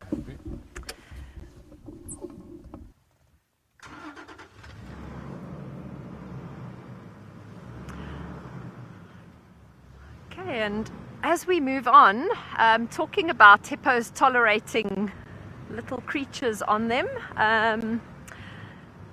Jared has a clip to show you of a lion tolerating another little creature nearby. You want to go this way? Yeah.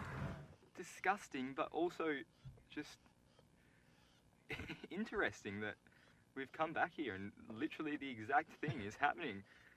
And now that we are in colour, Nolly and I are, and the sun is out, we can really see what it's getting into there. Oh, don't do that. You can find better. Go, just... Oh, I thought that I was going to start rolling then. That would have really been quite gross. There's obviously something undigested in there. It would have to be.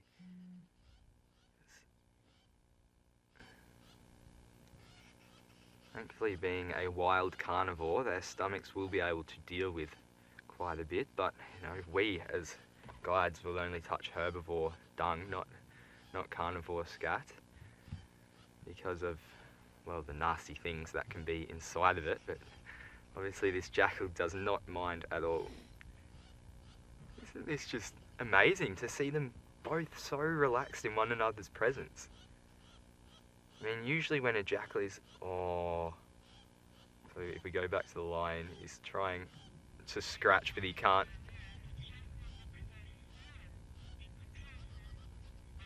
Oh, that's sad. He just went to scratch with his leg there and couldn't quite reach. That was a bit hard to watch. Lara Moore is saying that the jackal looks so small in comparison to the lion, and yes, you are completely right.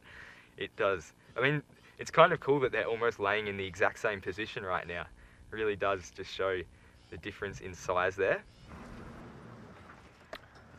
Nice sighting with a jackal eating the scat right next to a big male lion with Pat.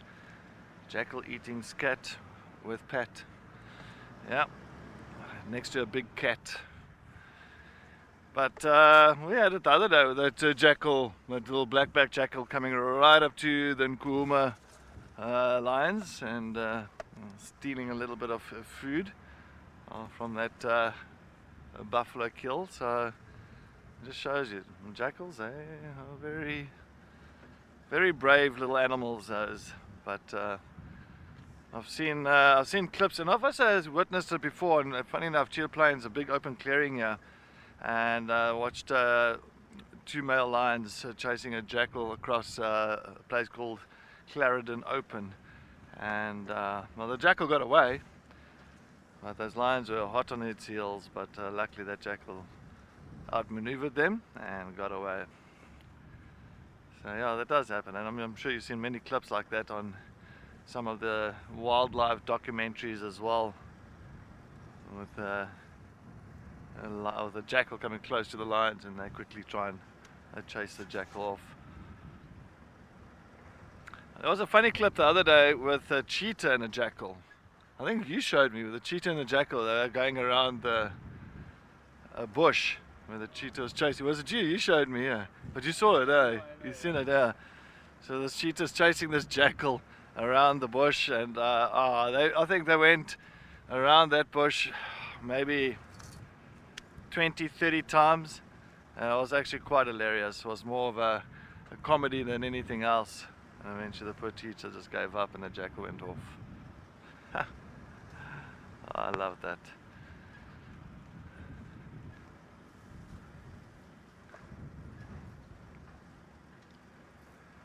Dale, yeah, I think so. I don't think they're there to annoy. They're just they're risk takers.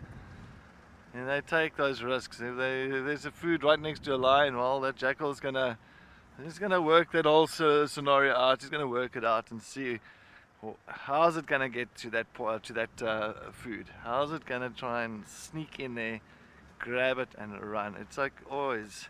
That's what's fantastic about them. So I'm just looking at something here. Thought I saw tracks.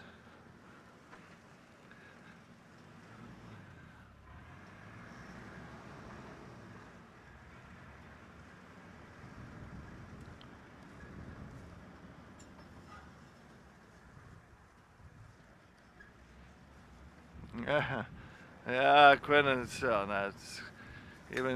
even feeding on some scat. Oh, there's a slender mongoose. Okay, keep quiet, yeah. There's a slender mongoose on the road. Wow, everybody. Compared to the banded mongoose we saw earlier, the slender mongoose is solitary. You only see them by themselves, unless it's a female with a young one, or 2 young ones. But this one is all by itself. This is amazing. A slender mongoose.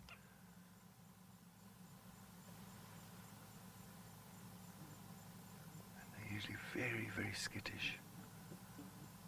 So we've actually got the 2 most skittish mongoose species today. The banded mongoose and the slender. Betty the mongoose man. Yeah, we've had some nice luck with him this afternoon.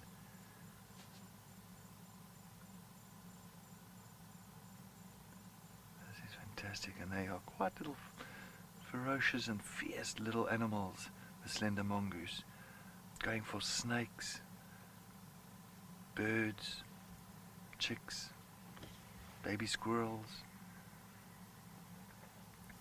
So many times when you see them actually moving through the bush, you'll find birds alarm calling, even squirrels alarm calling at them, because they're ferocious little predators.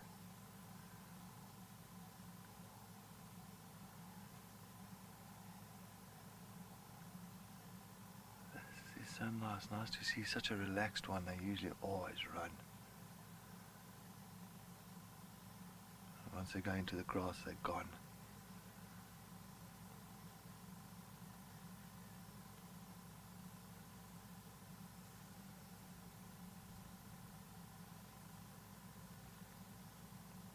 You saw the mongoose a little bit earlier, those banded mongoose. They're more in the family groups, up to like 15, 20, 25 of them, working together. But this little one, solitary, working by itself, and it's going to go into the grass.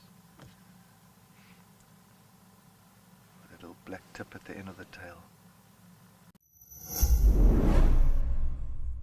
We are thrilled to announce our new exclusive feature for YouTube members and explorers. Join us live every Tuesday for our sunrise and sunset safaris. Experience Tawny Tuesday like never before with up-close encounters and breathtaking moments. Don't miss out. Become a YouTube member or explorer today and immerse yourself in the heart of the bush. See you Tuesday.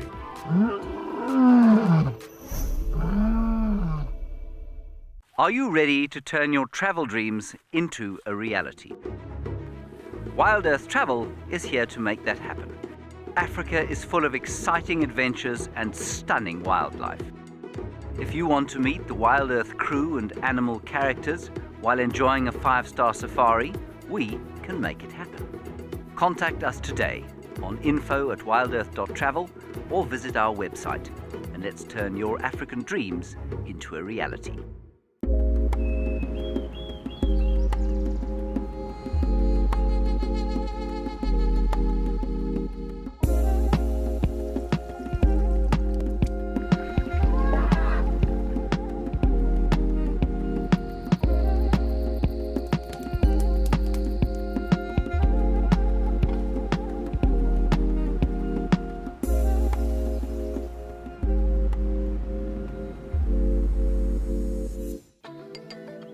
Do you sometimes imagine what Wild Earth would be like without adverts?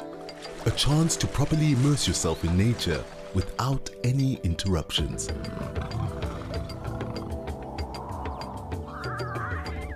Sign up to be an explorer for a small monthly fee and you can truly escape into the wilderness. Ad-free viewing is now available on our app as well as on our website. Wild Earth, it's in your nature.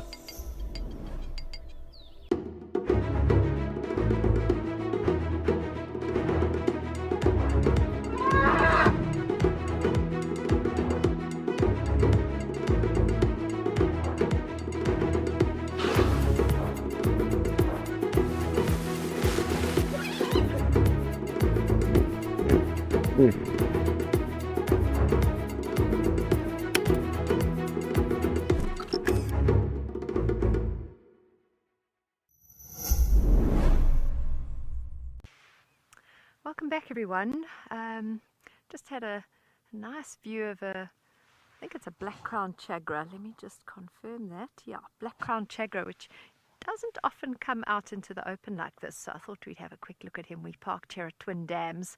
That's the dry section of Twin Dams that in the rainy season would be full of water. Not much else happening around here at Twin Dams other than a few birds, doves coming down to drink. But I just thought would be worth just checking some of the water holes just in case. Nice to have a view of that little chagra. Chagra is a member of the shrike family, for those of you that are not familiar with the name chagra. They are a kind of shrike. And they are little carnivorous birds, so he would be looking for insects or invertebrates. I think he's gone. He's gone, so we're gonna probably push on because Twin Dams is looking very, very quiet this afternoon. There's not a ripple on the surface. Very, very quiet.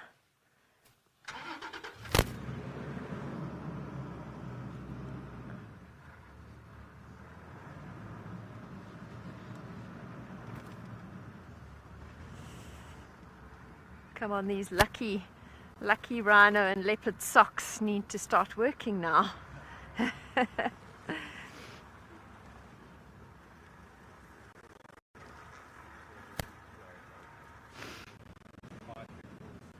Yes, Cam says the calm before the storm. Let's hope. Cross fingers.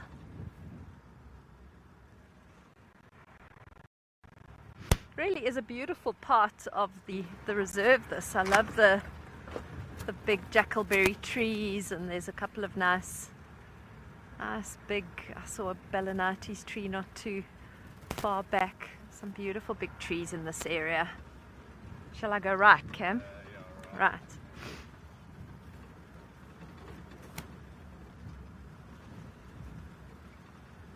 This looks like good leopard country, I have a feeling.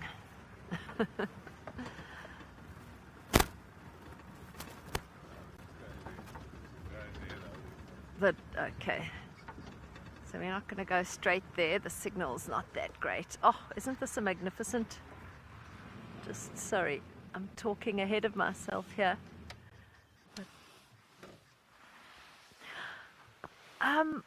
Monica, sorry, I'm just just asking Cam to frame up on this magnificent jackalberry tree, because it really is very, very special. Monica, any birds I'm hoping to see while I'm at Djuma? Well, I heard a rumor the other day that there was a Pell's fishing owl calling on the dam cam. Cool. That would be spectacular. I've seen one Pell's fishing owl in the Sabi Sands a long, long time ago on the Sand River. To have it up in Djuma is pretty unusual because there's no big flowing water close by. But that would be awesome. I think, yeah, I'd be very happy with that. Love to see some more vultures. I know James mentioned it the other day, that he was concerned about the lack of vultures on some of the carcasses, and it's also concerning to me. So yeah, having some more vulture sightings would just put my mind at ease a bit. I think vultures are really under huge threat throughout the whole of their distribution, and it is a little bit concerning to me that there are so few around. There's the Aramark babbler. Have you got it? Oh, nice. Well done, Cam. That's a nice. Where are you seeing that? Just across the. You see where the road goes? The other side of the drainage. Oh, okay. Oh, well done, Cam, for spotting those Aramark babblers. There's a group of them. It's quite far away, but it looks like they are. It looks like they might be combing through some old animal dung on the road there. Possibly, you know, often in the old animal dung, the termites come to take the grass away, or you know, the vegetable matter that is in the dung, and then the birds love that. They come and get some nice soft-bodied termites. There was a question about the trunk of the tree being twisted like that. I'm actually not sure why the trunk would be twisted. I see what you mean, though. It does look almost like it's kind of been twisted around. Maybe when it was younger it somehow got twisted and then just grew like that, but I can't really think of any other reason why I mean, at a big tree like that, the trunk would never twist, so it would have had to have happened when it was younger. Or it might just be coincidence, just the growth form of that tree. Perhaps there was an imbalance in the canopy as it was growing, which caused the trunk to twist a little bit as it grew. Not 100% sure, though. That's a good question.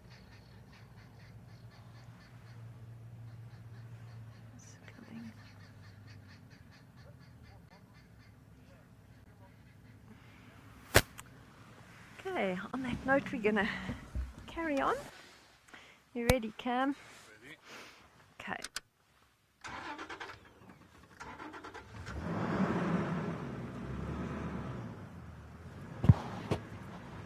This really is a lovely, lovely habitat for leopard.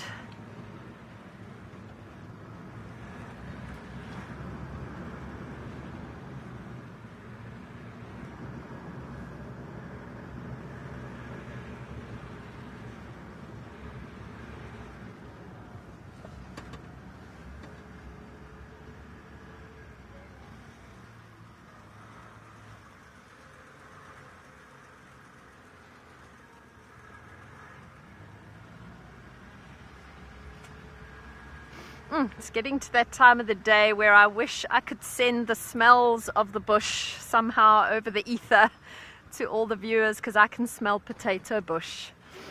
Often in the dips, in the low-lying areas, in winter, there's this gorgeous smell of potato bush. As we move through this area, the signal might get a little bit iffy, so we're gonna send you across to Cedric.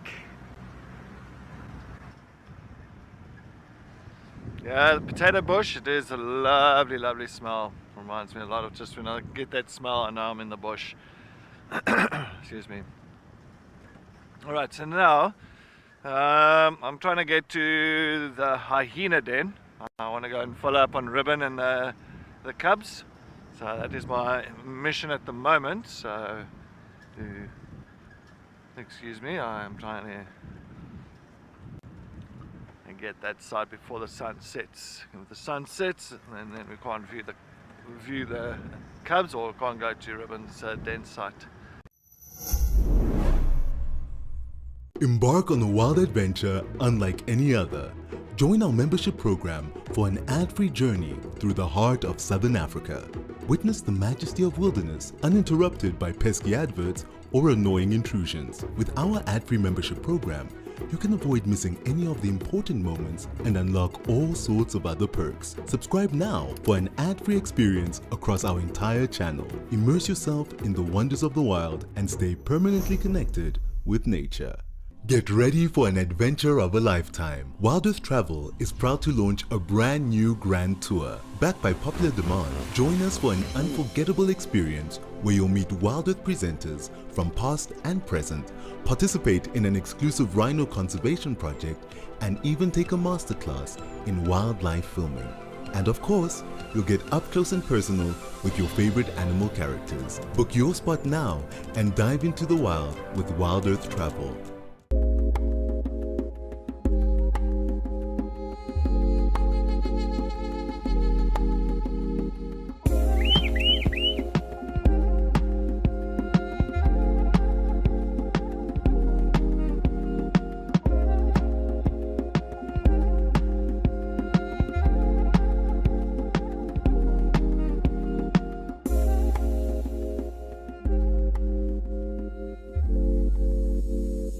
We understand that not everybody has got spare pennies to rub together at the end of the month.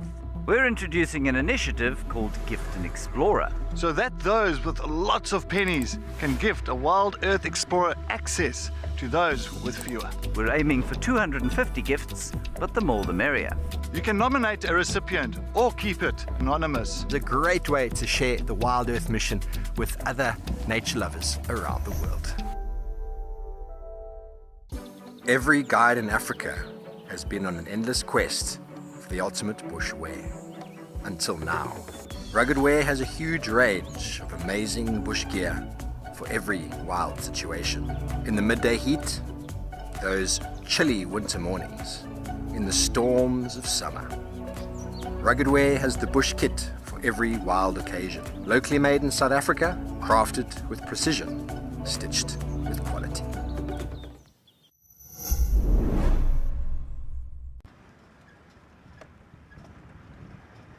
Alright, I'll just have to... Cool. Alright, well, we're going to try and get there to the hyena den. Let's head back to Maxine.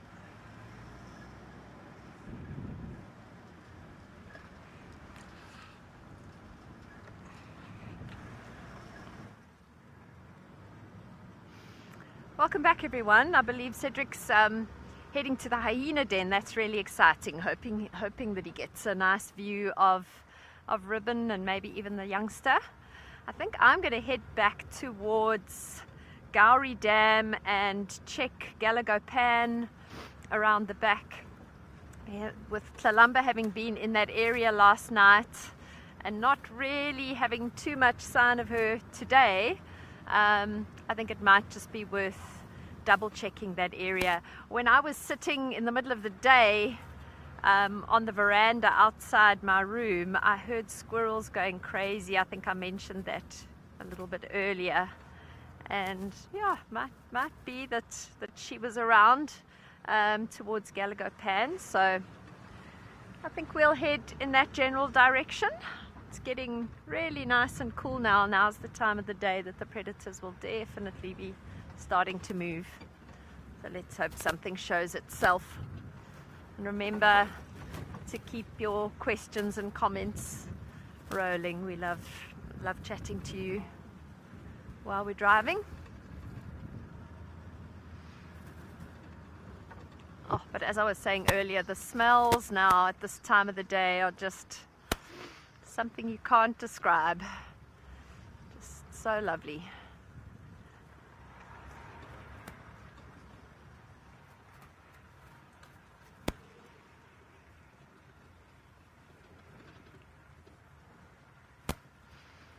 Again, going down into this little dip, I can just smell the potato bush. And potato bush, for those of you that don't know, smells like potatoes that are cooking. Sorry, Jared, just go with Moonshine's question again. Something about buffalo and nutritious grass, but I didn't catch all of it.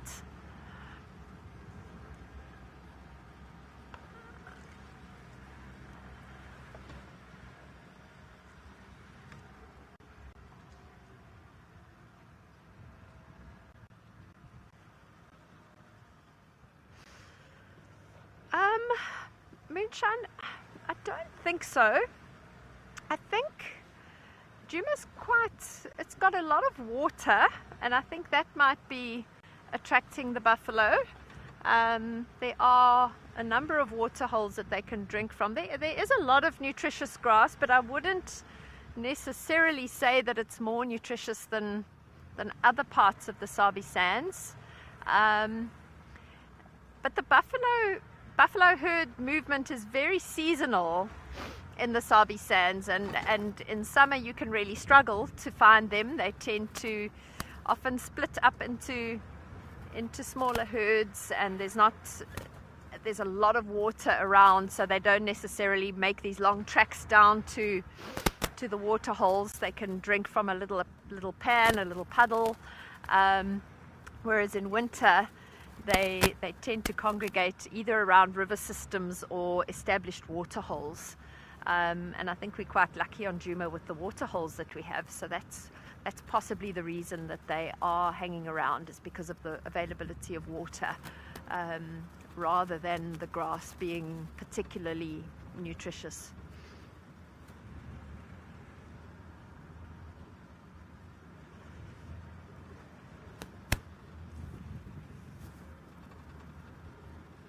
Buffalo have a really good digestive system as well, so they can eat grass that isn't that nutritious. Being a ruminant with 4 chambers to their stomach, they digest their food really, really well, and they often have to survive on pretty poor quality grass, especially towards the end of winter. And they do manage to survive quite well on that, but they cannot survive without water. Buffalo are very, very water dependent.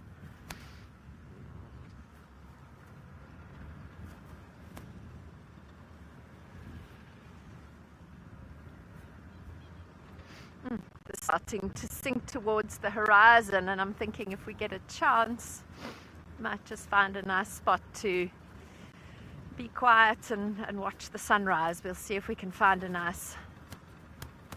It's still a little bit bright, so I won't do it straight away, but that would be nice to have. You think so? With those dead trees? Must I go forward a bit or back?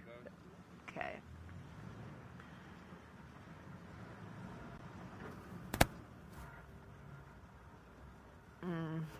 Sorry.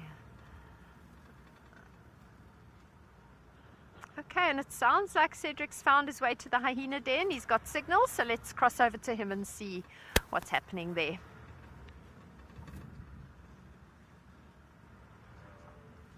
Yeah, maybe we wait a bit. Well, it is a golden hour, and a big thank you to Sunfoil for coming on board to help us connect with nature. And yes, it is that time of the day, and look who we have here. We've got a ribbon. Maybe we see a little one. Let's see. No, don't come out. No, stay there. So she's got little cubs inside there, or cub that we know of. And the problem, if she comes too far out, then the one won't come out. She was lying just perfect, actually. There you are. She's going to go lie down that side now and avoid the cub for the time being. You can see she's now Just behind some of the bushes. Yes, go back. Go back. There we go. Yes, maybe we're going to get, maybe he's going to call the cub out. Maybe she calls the cubs out. Let's see. Come, please. Lie down. Lie down.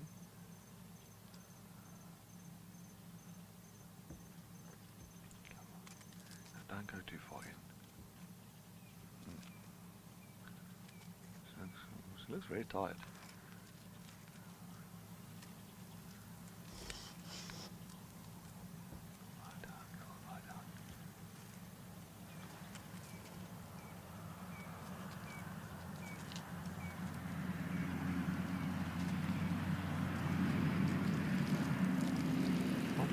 She's just urinating there.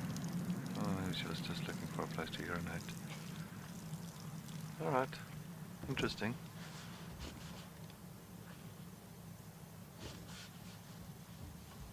Yawning a little bit.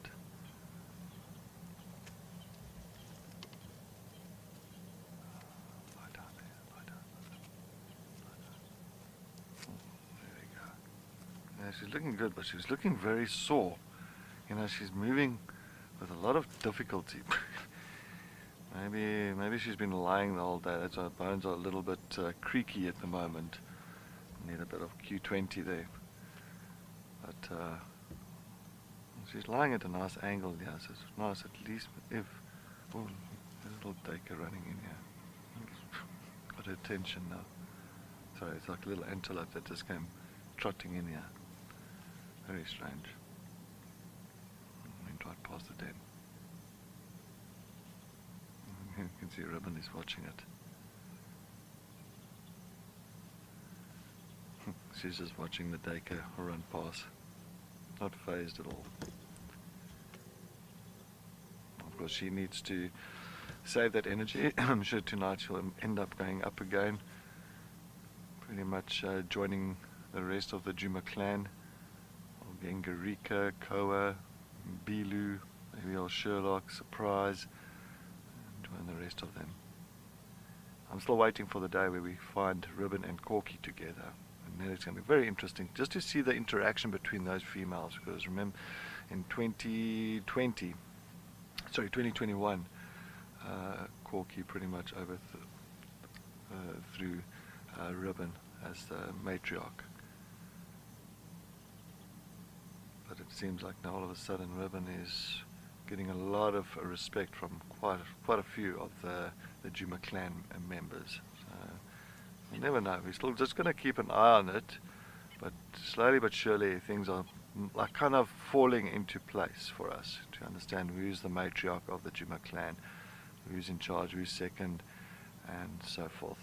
So very, very nice.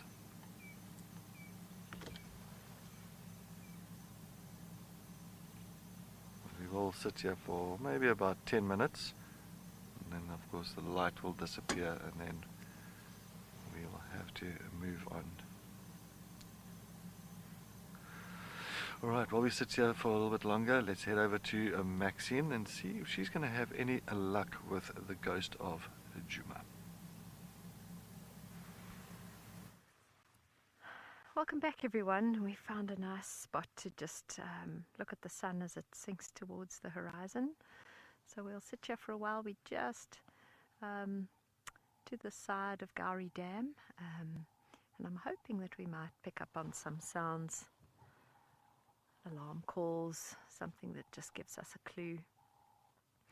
I heard that Cedric was talking about Ribbon and Corky being back together. I'd also love to see the dynamics there if that happened. That would be very interesting to see who's dominant and what would go on there. Yeah, it would be very interesting. Just going to keep quiet for a little bit and listen to the bush sounds.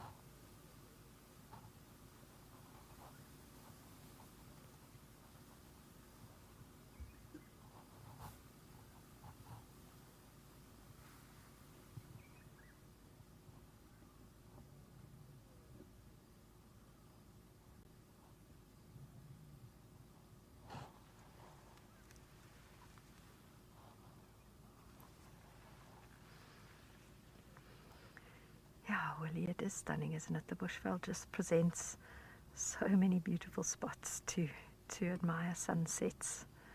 And Africa just does have some incredible sunsets.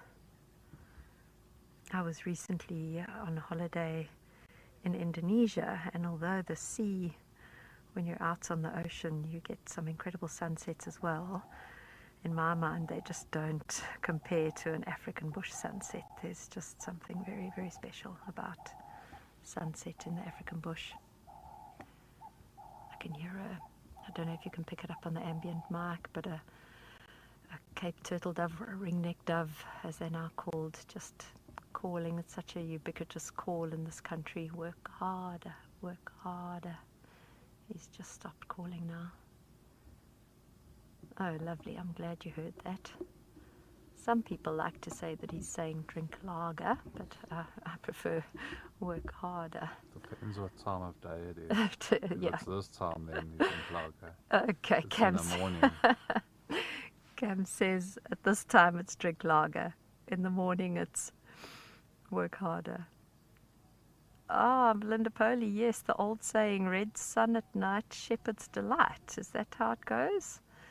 I think that's how it goes. Yeah, red sun at night. It should be a good day tomorrow. Might be quite cold in the morning. The skies are clear.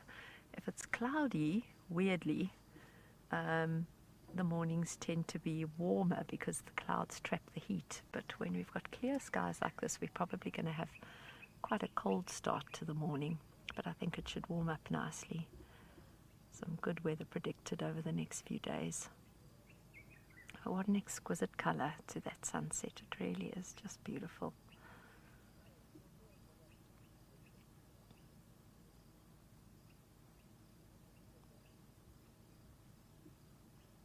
Lots of birds calling in the drainage line. I haven't heard the white-browed scrub robin yet. That's normally the last of the kind of diurnal or daytime birds to call.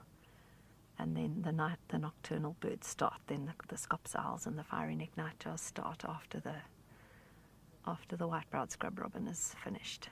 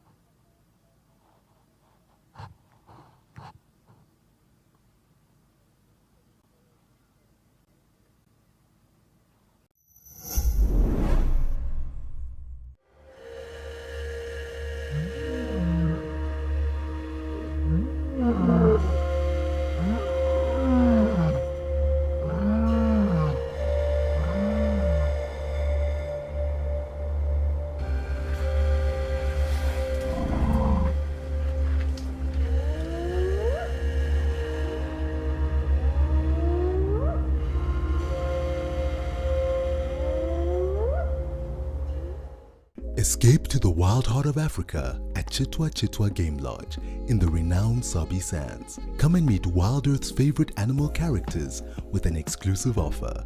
Pay for 3 nights and enjoy a 4th night absolutely free. Plus, kids go for free.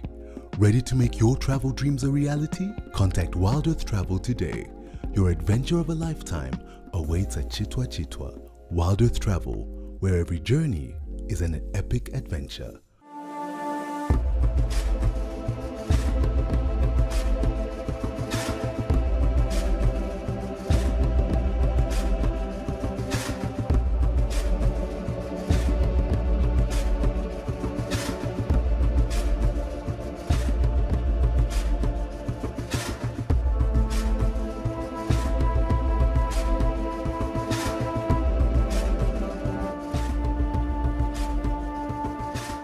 Join the Wild Earth Explorers program and connect with a community passionate about wildlife.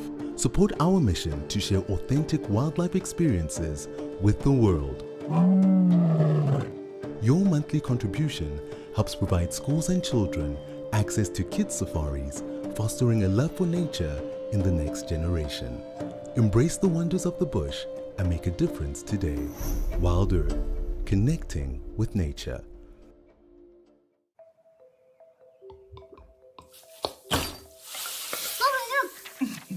100% mtanami. Can you give me the spoon, please?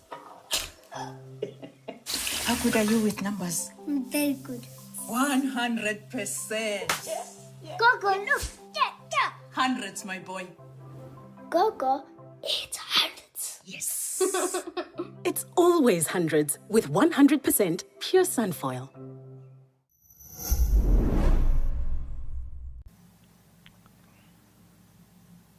As well, there's not much rain at this time of the year, so it's perfect, because you can imagine a lot of rain and water going into that entrance there. It's not going to be great, but apparently inside of that den, so there's like shelves, so there's like levels where if there's too much water at the lower level, at least the cubs can lie up onto another, like a shelf, a higher level, a higher area, so they don't lie in mud and in wet and damp soil. But this time of the year it's perfect. For the next, I think, few months we're not going to have that much rain at all. And that entrance is just big enough for the cubs. Well, look, even if the cubs get to about 6, 7, 8 months old, they can still go in there, and they can still pretty much fit in there. But the adults, like Ribbon itself, all the adults won't be able to get into the den and get inside that hole, not at all. And it's just big enough for them, so in case if there's a leopard that's coming past here and sticks its head in there and tries to get inside there, well, at least inside there is just large enough for the youngsters, and it's a nice little safety space for them. Because we must remember, Ribbon at night time, she's going to move off from here, leaving the cubs behind. She's going to move off. She's going to go out. She's going to get together with some of the clan members, or maybe and be gone for the entire. Well, she's successful in getting some back here. So it could be a night, could be even 2 nights. So she needs to know that those cubs are going to be safe inside that termite mound.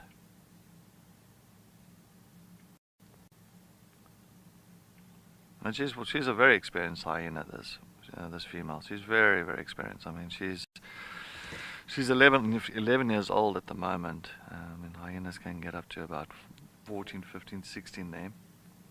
And she's 11 years old. So she's already kind of going very close to, not to the end of her life, but, you know, reaching to the maximum age.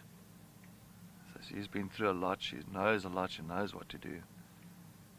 She's got a lot of experience. As a mom, as a female hyena, as a predator.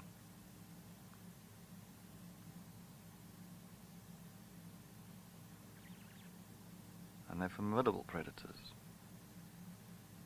People always get a misconception on hyenas. Always see hyenas as a bad thing. Ooh, hyena, not good. No, hyenas are amazing, amazing predators. And alright, I will continue with the discussion on why they are amazing predators a little bit later on, but let's head over to Maxine.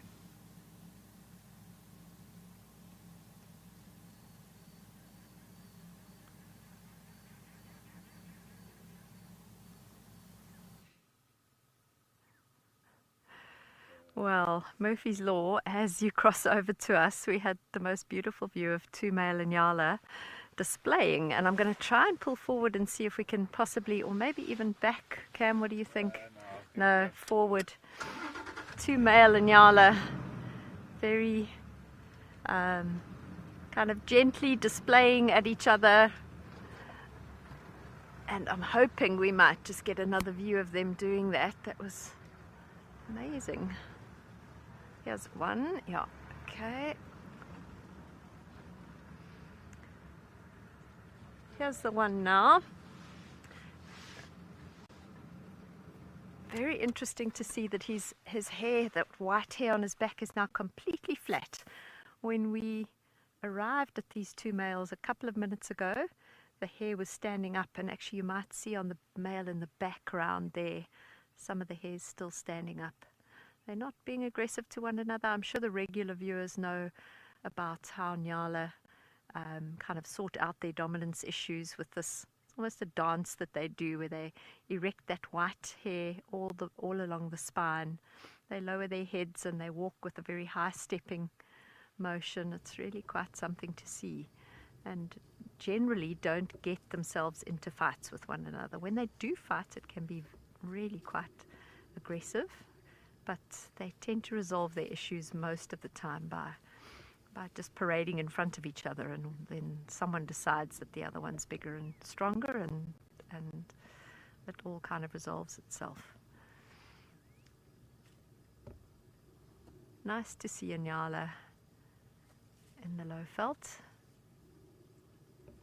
I saw some bushbuck in camp today. It's always nice to see the two of them in the same habitat. Where I spend a lot of time in KwaZulu-Natal, we virtually never ever see bushbuck. You see a lot of Nyala, but no bushbuck.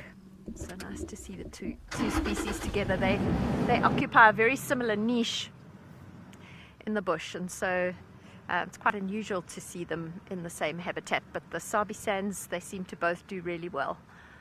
I see both of them quite regularly. Just going around now to check Galago Pan.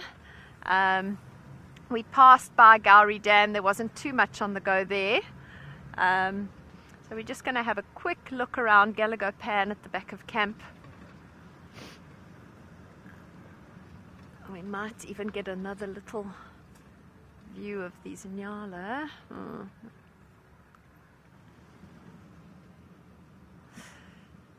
I'm sure it can be fatal, Des. In fact, I have heard of it being fatal. I've never actually seen it being fatal, but I have seen some really, really aggressive fights when they do fight. That's actually quite a nice view. Can I go forward a little bit, Cam? Is that, yeah, that's a lovely bull. Yeah, so Des, I would imagine that it can be fatal, and I have heard of encounters that are fatal. Luckily, with the twist in their horn, they don't normally lock horns together. I have seen two kudu with horns interlocked, and there are many bushveld stories that you read when kudu fight. Because the spirals are so kind of corkscrewed, they can really end up, if not killing each other, both of them dying because they lock their horns together. Interesting what he's doing there. You see how he's pawing that, and I think that might also have something to do with this whole dominance display that's going on. Just maybe a show of strength. I often see them, horning. They'll horn the vegetation. If there's mud, they sometimes even horn the mud, and I think the mud gets caked on the horns and maybe makes the horns look thicker and more formidable. But I have sometimes seen them kind of horning the vegetation. They don't often paw at it like this. This is quite interesting behavior. But I'm sure this has to do with whatever was going on when we first encountered them. This dominance display. I'm wondering also if they don't have a gland. Some antelope have a gland between their hooves that they can use to scent mark, and I'm wondering if he wasn't maybe doing that. They're not particularly territorial. They have a home range. But yeah, that was really fascinating behavior. It's a good question, Quinton. I did have a quick look when we arrived, and I couldn't see any females, but I will tell you we're not very far from camp at all, and there's a big group of females that hangs around in the camp, and the camp is very close. There's kind of a drainage line between us and the camp, so the females are probably not far, but certainly not none that I can see in the immediate vicinity. Oh, there's a little accipiter. What is that? Oh, I thought it was going to land. Sorry, there was a little bird of prey that flew past, and I was hoping he was going to land on the dead tree, but he didn't. He flew right past. But this is still a lovely view of this Nyala coming right out into the open, right close to us. They are such pretty antelope. The spots and the stripes and the colours on their legs. There's very few antelope that are as pretty as an Inyala.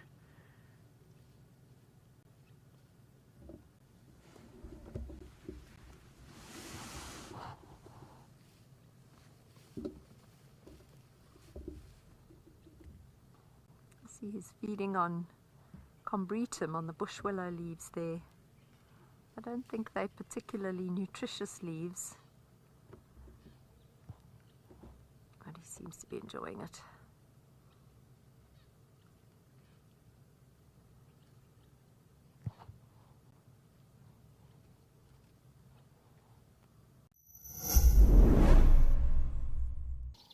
Join the Wild Earth YouTube Superfan community and unlock a world of additional perks. Get exclusive early access or discounts to Wild Earth travel deals. Wear the best bush attire with merchandising discounts. Enjoy an interactive live monthly private safari. Don't miss out on the ultimate fan experience. Join the YouTube Superfan community today. Discover the wild beauty of Amakhala Game Reserve, where adventure and luxury meet. With 9 spectacular lodges to choose from, Amakhala offers an array of unforgettable experiences. Dive into the heart of the wilderness with a guided hike and spend a night under the stars. Ready to explore and meet the Wild Earth animals and crew? Contact Wild Earth Travel to learn more and book your journey to Amakhala Game Reserve.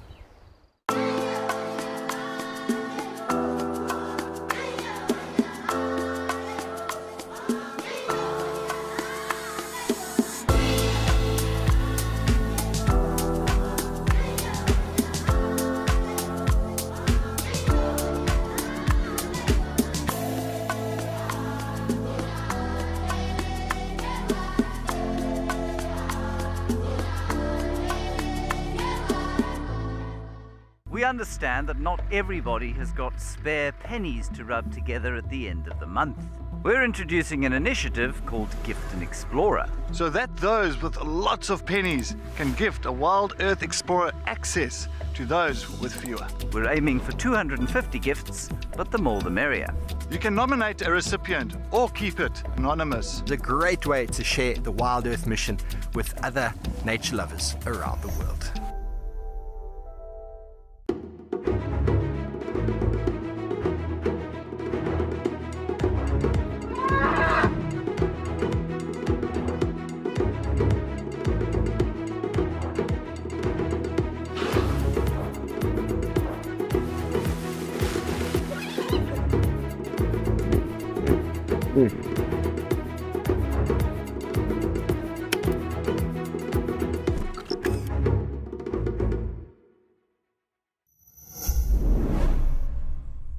A huge reason for that mane. I might be wrong.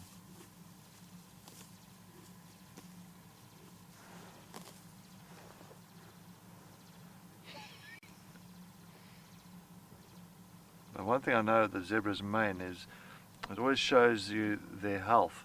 So if a zebra is in bad health, you usually find that mane will be flopped over. There's a nice kind of a fatty layer that's situated just at the bottom of that mane. And usually when they are in bad health, sick or undernourished, you'll find that that mane will flop over. Apparently they say that zebras in zoos, you look at their manes and they're kind of not really sitting upright. I've never really taken note of that. Well, I haven't been to a zoo in years, so I wouldn't really know, but that's what I've heard. And he's chewing away on a stallion.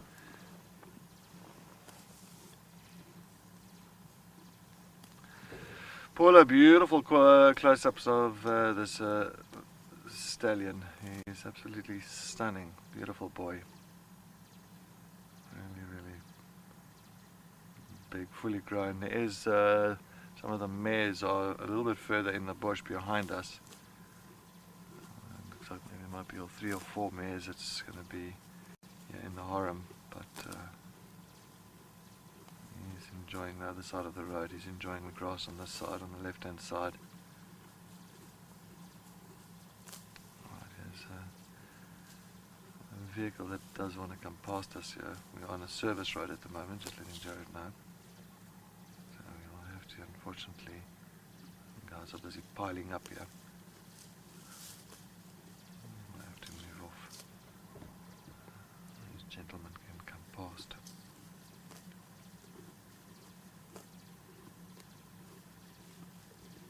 I love those patterns on the face.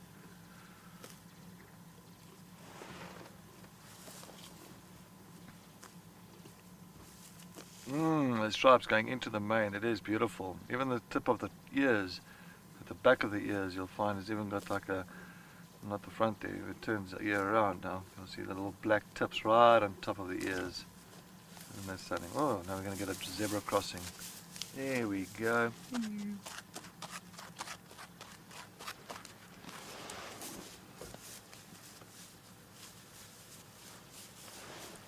Alright, now there's people that's a little bit of ahead of us, as Jared did know a little bit earlier, but I think we'll fortunately have to try and get off the road, yeah. You know right there, Paul?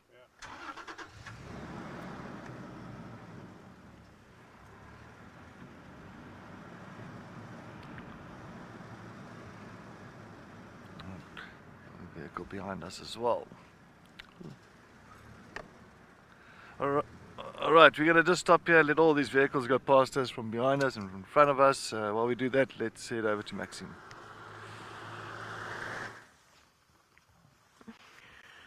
Welcome back, everyone. Caused a bit of a ruckus here. I think the buffalo got a bit of a fright as we came up onto the dam wall, so I'm just standing by and hoping that they'll calm themselves down. Sorry, just getting my head out of the way there. Quite a lot of noise in the background as they trot through the water. But the herd kind of split up a bit as we popped up onto the dam wall. Some of them have gone back down and others are still at the dam. Oops. Shame, we've now made them quite skittish, which really wasn't my intention. Sorry, little buffalo.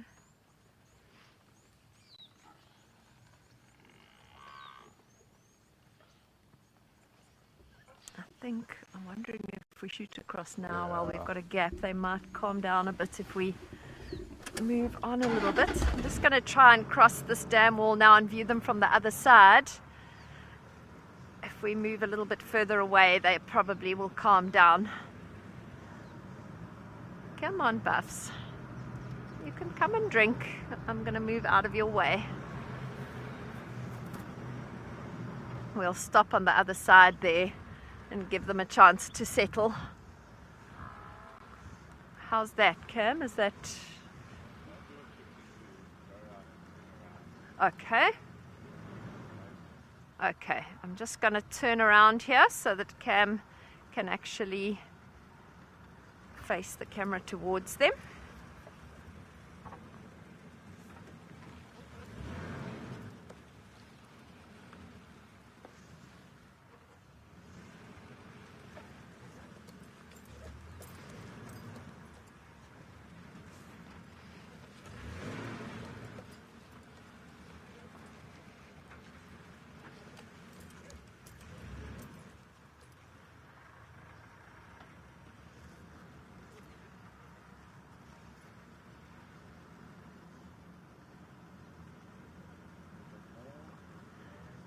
I also hope they relax, Janine. I always feel bad when I startle an animal like this, or animals. Is that okay, Cam? They seem to have calmed down. Even the ones that ran down into the opposite side of the dam wall have now, they're feeding again, heads down. So I think we just gave them a bit of a fright as we popped up. I'm surprised that they didn't hear us coming. But as we popped up onto the dam wall, it was obviously a bit unexpected. And they travel, you know, they need water and they travel so far to get to water every day. I felt really bad. But anyway, they've they've calmed down now. You can see some of them standing right in the water there. Yeah, Cam's got onto them now. I always think that's quite risky with crocodiles around, but then I haven't seen many crocodiles. Haven't seen any crocodiles since I've been here, so it would have to be a really big crocodile as well, I suppose, to do damage to a buffalo. It does happen.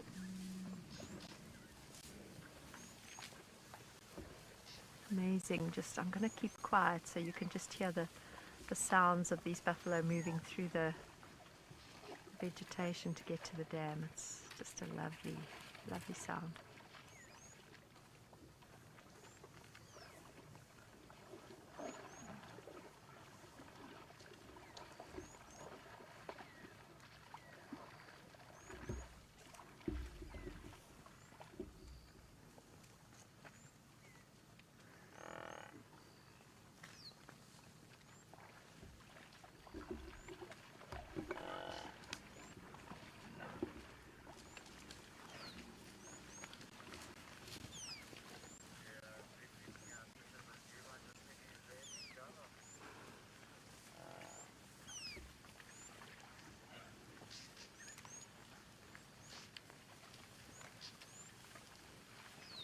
In the background, you can hear, for those of you that were on Jane Drive yesterday evening, you can hear some drongos imitating little spotted owls again.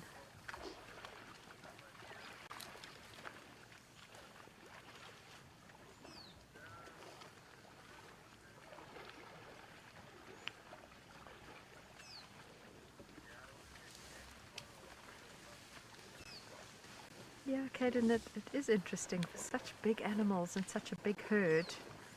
I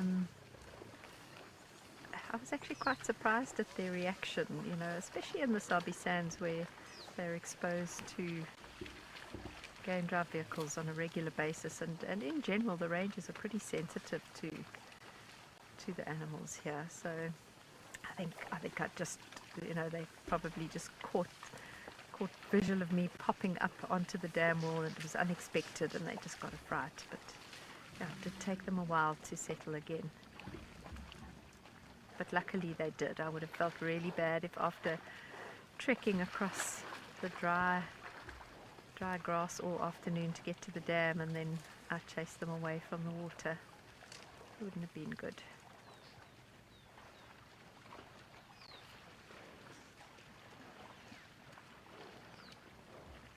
I'm going to go into infrared soon.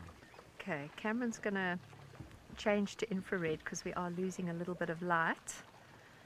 So he'll pop over into infrared now.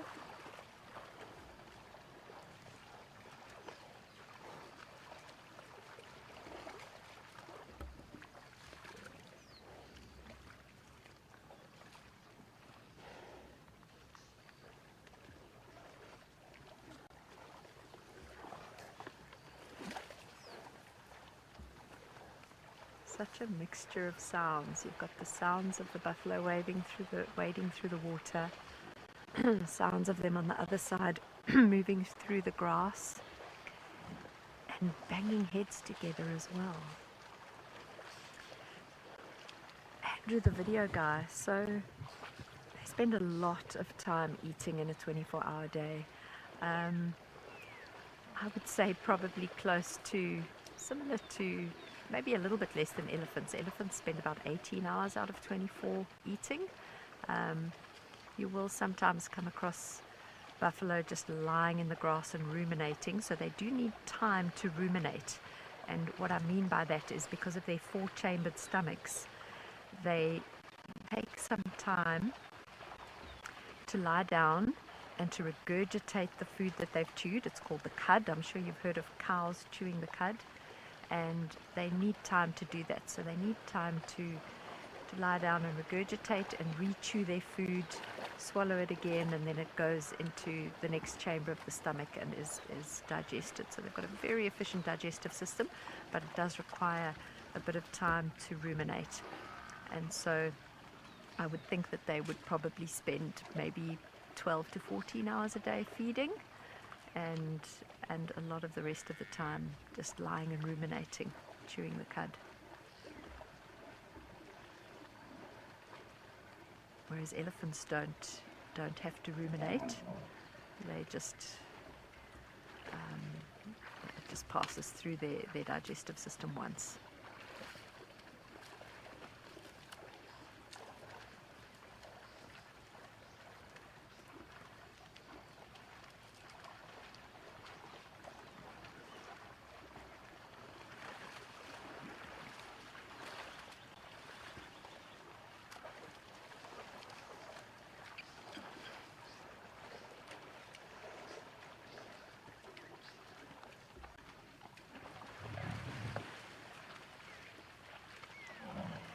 Yeah, I actually love the smell of buffalo. It's kind of got a very bovine, you know, if any of you spend time on a cattle farm or around cattle, I don't find the smell of herbivore dung offensive, and in fact it's often quite a pleasant sweet smell to the dung. And yeah, buffalo actually have a lovely smell. I quite enjoy it.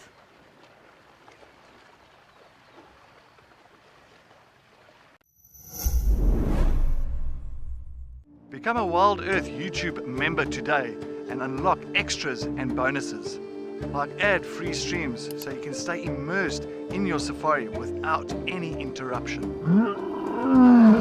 Have your burning questions answered first by me or other expert naturalists. Join now to avoid missing out on these amazing benefits.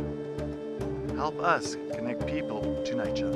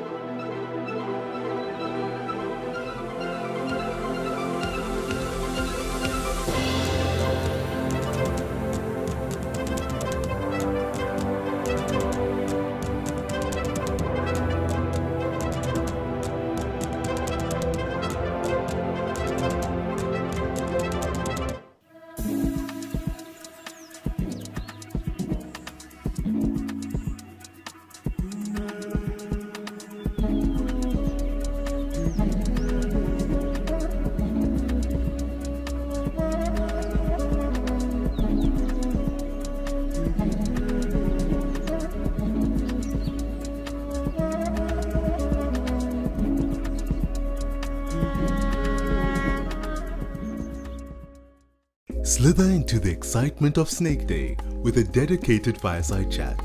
Whether you're a curious beginner or a seasoned herpetologist, this is your chance to learn, ask questions, and share your passion for snakes. Snake expert Jess Cook will join our Wild Earth guides to talk about all things scaly. Don't miss this engaging and fascinating event. Uncoil the mystery of snakes and join the conversation today.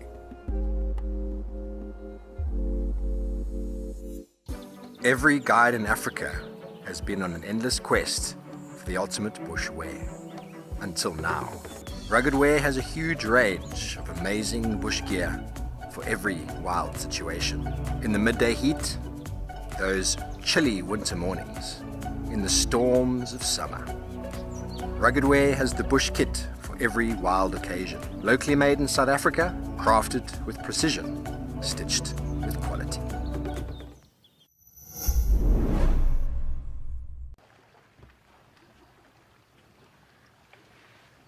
Oh, they are really drinking their fill there.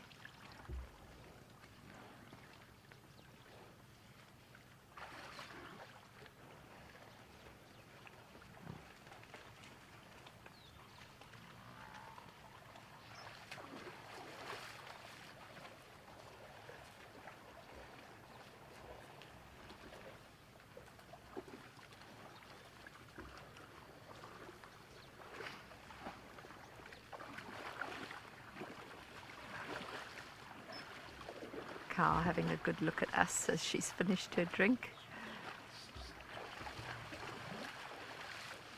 Still very alert, these buffalo. I'm sure they must be aware that the Nkuhumas are somewhere around. Must be really quite something to be a member of this herd and know that you are constantly being tailed by prides of lions. I suppose it just becomes part of your reality. They can't afford to stress about it too much. They live in the moment. They react when they have to. Not like us humans who are constantly thinking about the future and stressing. These animals tend to really just live in the moment.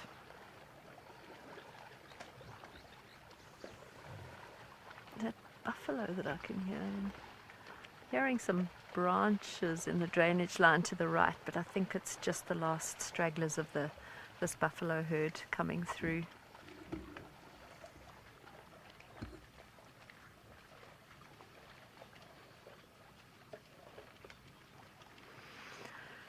Something really quite relaxing about watching a buffalo herd down at a waterhole.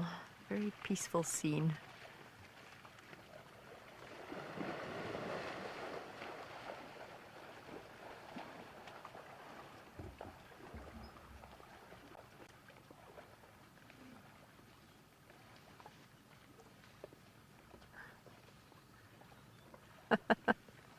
Joey the bull. Yeah, it really does smell quite sweet. Horse dung as well, and zebra dung. It has a very sweet kind of a overtone to it. It's not an unpleasant smell. Predator dung, on the other hand, is it's really quite awful.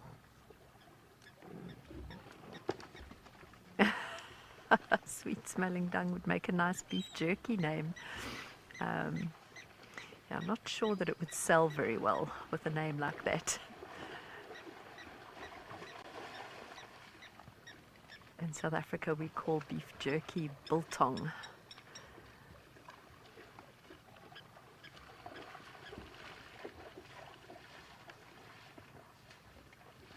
I'm not sure how many people would buy a packet of biltong that was called sweet smelling dung. I can hear and just see to the left, Cam, I don't know if you'll be able to pick them up, two bulls having a bit of a head-butting session there. Yeah, that's it.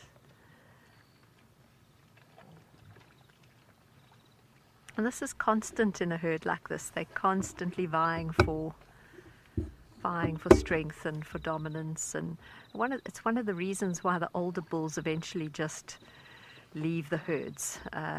They just can't cope anymore with all the needing to spar with all the other bulls and spar for attention and dominance, and it just becomes easier in the end to leave the herd and live a slightly peaceful, if maybe a little bit more risky life, away from the protection of the herd, but also away from all the attention of the other males that are constantly wanting to fight with you. But yeah, if you listen to this herd from all directions, you can hear that sound of horn bosses butting together.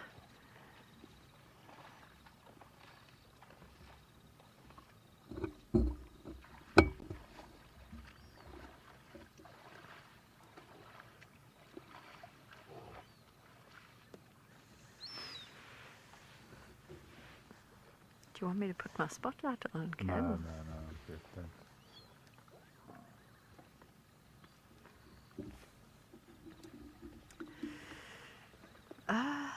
Sarah, that's a really good one. I think all of their senses are pretty good.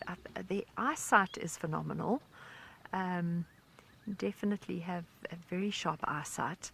But I know when you're walking on foot in the bush and you are walking into a herd of buffalo like this, you've really got to pay attention to the wind direction as well.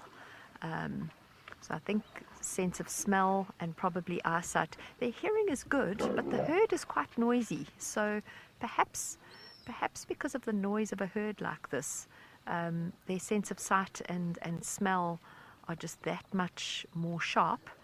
They do have good hearing, but you can kind of sneak up on a buffalo if you come quite quietly. Oh, I can hear a hyena. I don't know if you can pick that up on the ambient mic. It's quite far, but I can hear a hyena calling in the distance. So yes, it's, I would say between the sense of sight and the sense of smell, those would probably, in my opinion, be the two senses that are very, very well developed on a buffalo.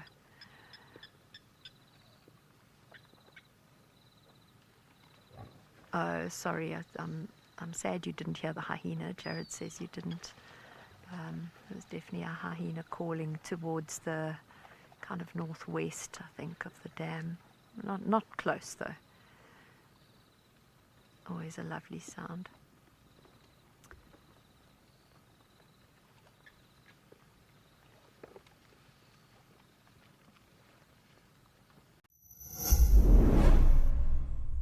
Become a Wild Earth YouTube member and unlock exclusive bonuses and benefits. Enjoy uninterrupted, ad-free streams so you can stay immersed in nature.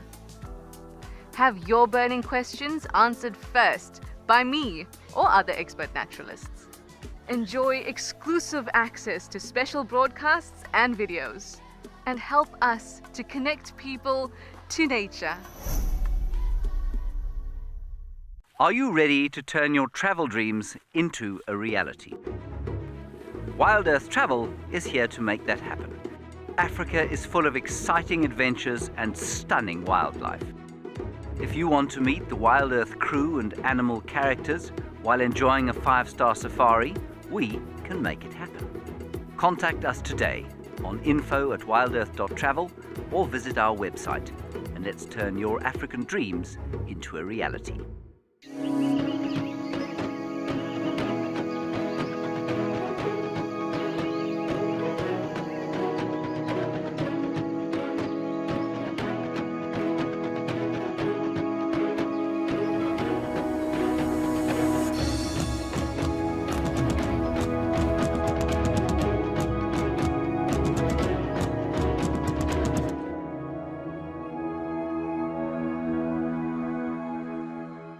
Get ready for the Winter 2024 Ranger Race. Watch as our guides compete to find the greatest number of animal species in an afternoon safari.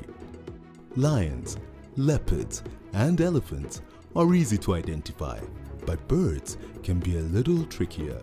Who will emerge victorious and claim the title of Wildlife Champion? Tune in to find out. Be part of the race and back your favorite guide.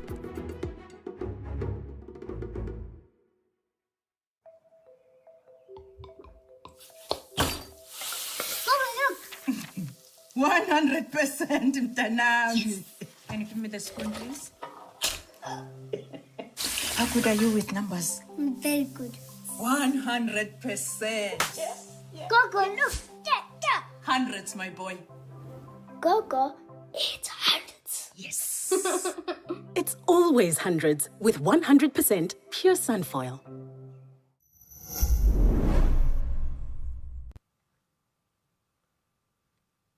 Nice just to see a little scrubby busy munching away here on all the little roots and grasses. Always coming out at night time. Nocturnal creature. Yes, we're talking about you. Big eyes, big ears. You can imagine everything wants to eat you. The owls, the cats. You need to use those ears to listen out for any predators. Use those eyes as well. And you can see those very strong hind legs, just like a rabbit. Very, very quick off the mark, and they're so quick. They really run. I think they say about 25 to 28 kilometers an hour. That's very quick. For such a small little animal.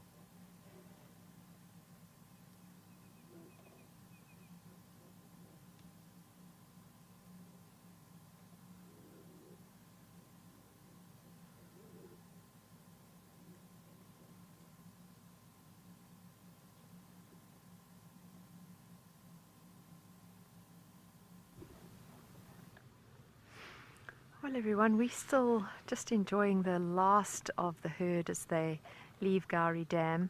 and it's coming to that time of the day when the show is drawing to a close. It's been a lovely way to close the show with this buffalo herd at the water, just so relaxing and so nice to sit here and listen to the sounds. And we are looking forward to what the night has to offer. I hope we get some clues tonight, maybe some sounds of predators, but certainly looking forward to the morning and another drive with SafariLIVE. But what a beautiful way to end the evening drive with these buffalo peacefully leaving the dam. Thanks everyone for joining us this afternoon. It's been a real pleasure. Canine girl, would a hyena try its luck with an injured or a young buffalo? Certainly with a young buffalo, they might, if there were enough hyena and the young buffalo was lagging behind the herd. I think they would. With an injured buffalo, a really big buffalo would be tricky for a hyena, even injured. There'd have to be a number of hyena. So if it's a big enough clan, and the buffalo is injured and it's kind of away from the herd, they might give it a go. Hyena clans are formidable predators, and there are places where the clans are big enough that they are actually the dominant hunters. I'm thinking of Ngorongoro Crater as an example here. The hyena clans hunt predominantly, and the lions in the crater are the scavengers predominantly. So hyenas are formidable hunters, and in the right circumstances with an injured buffalo and enough hyena, I think they would give it a go, definitely. But I don't think that a clan of hyena would take on a herd. Herds of buffalo are it's quite well known that they will turn around and try and protect members of their herd that are being attacked. They don't just run off. They will turn around and try and protect. And so I think hyenas might not want to take on a herd. But an injured buffalo that's on its own, or a young buffalo that's lagging behind, certainly would be potential food for a hyena, and they would, I'm sure, give it a go.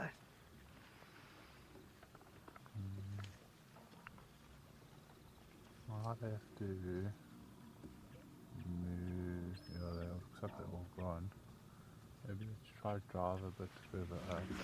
Just for the last couple of minutes of the show, we're going to see if we can drive and maybe get one last view of these buffalo as they walk away.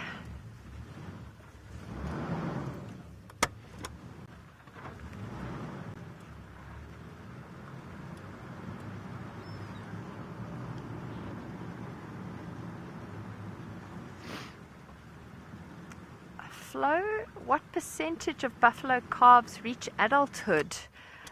Sorry, I'm just stopping here because there are some in the road ahead of me, and I don't want to cause them distress for a second time in the evening. Flo, to be perfectly honest, I really don't know. That's something I would have to look up.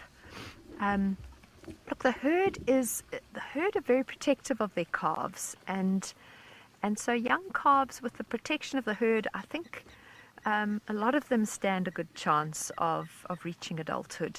Buffalo herds are capable of defending their calves. They're big enough and powerful enough to defend a calf from a predator. So I think perhaps there's a higher percentage of buffalo calves that would reach adulthood than, say, impala lambs.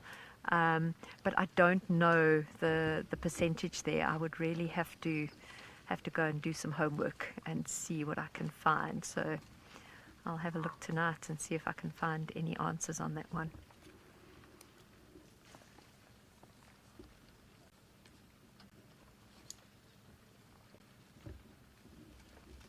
Interesting to see them at night now with no oxpeckers on them.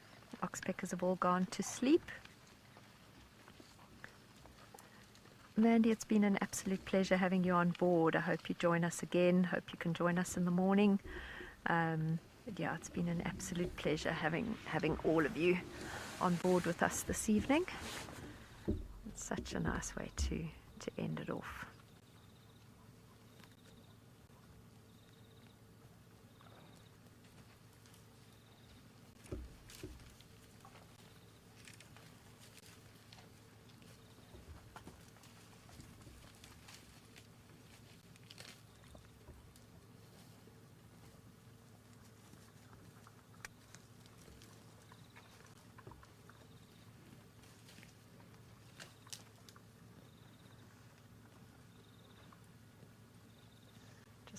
surrounded by buffalo sounds. It's quite wonderful.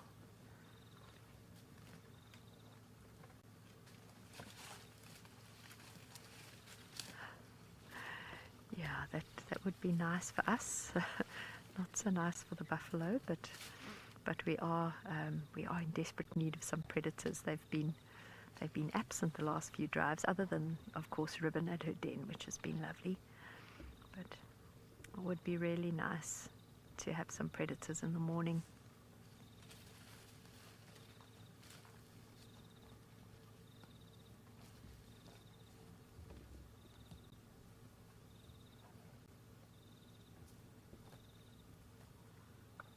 Buffalo smelling us.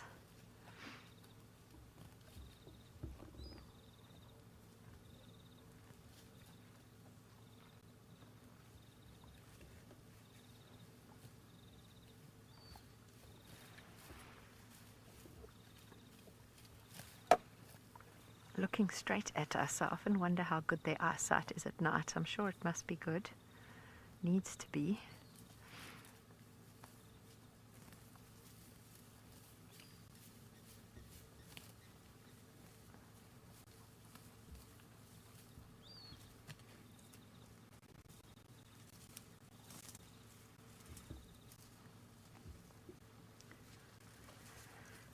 Yeah, so in the last minute of drive, just stay with these buffalo and enjoy their sounds. And as I say, it's been an absolute pleasure having all of you on board with us. Let's end with the sounds of the buffalo. So I'm going to say good night, everyone, and please join us in the morning again.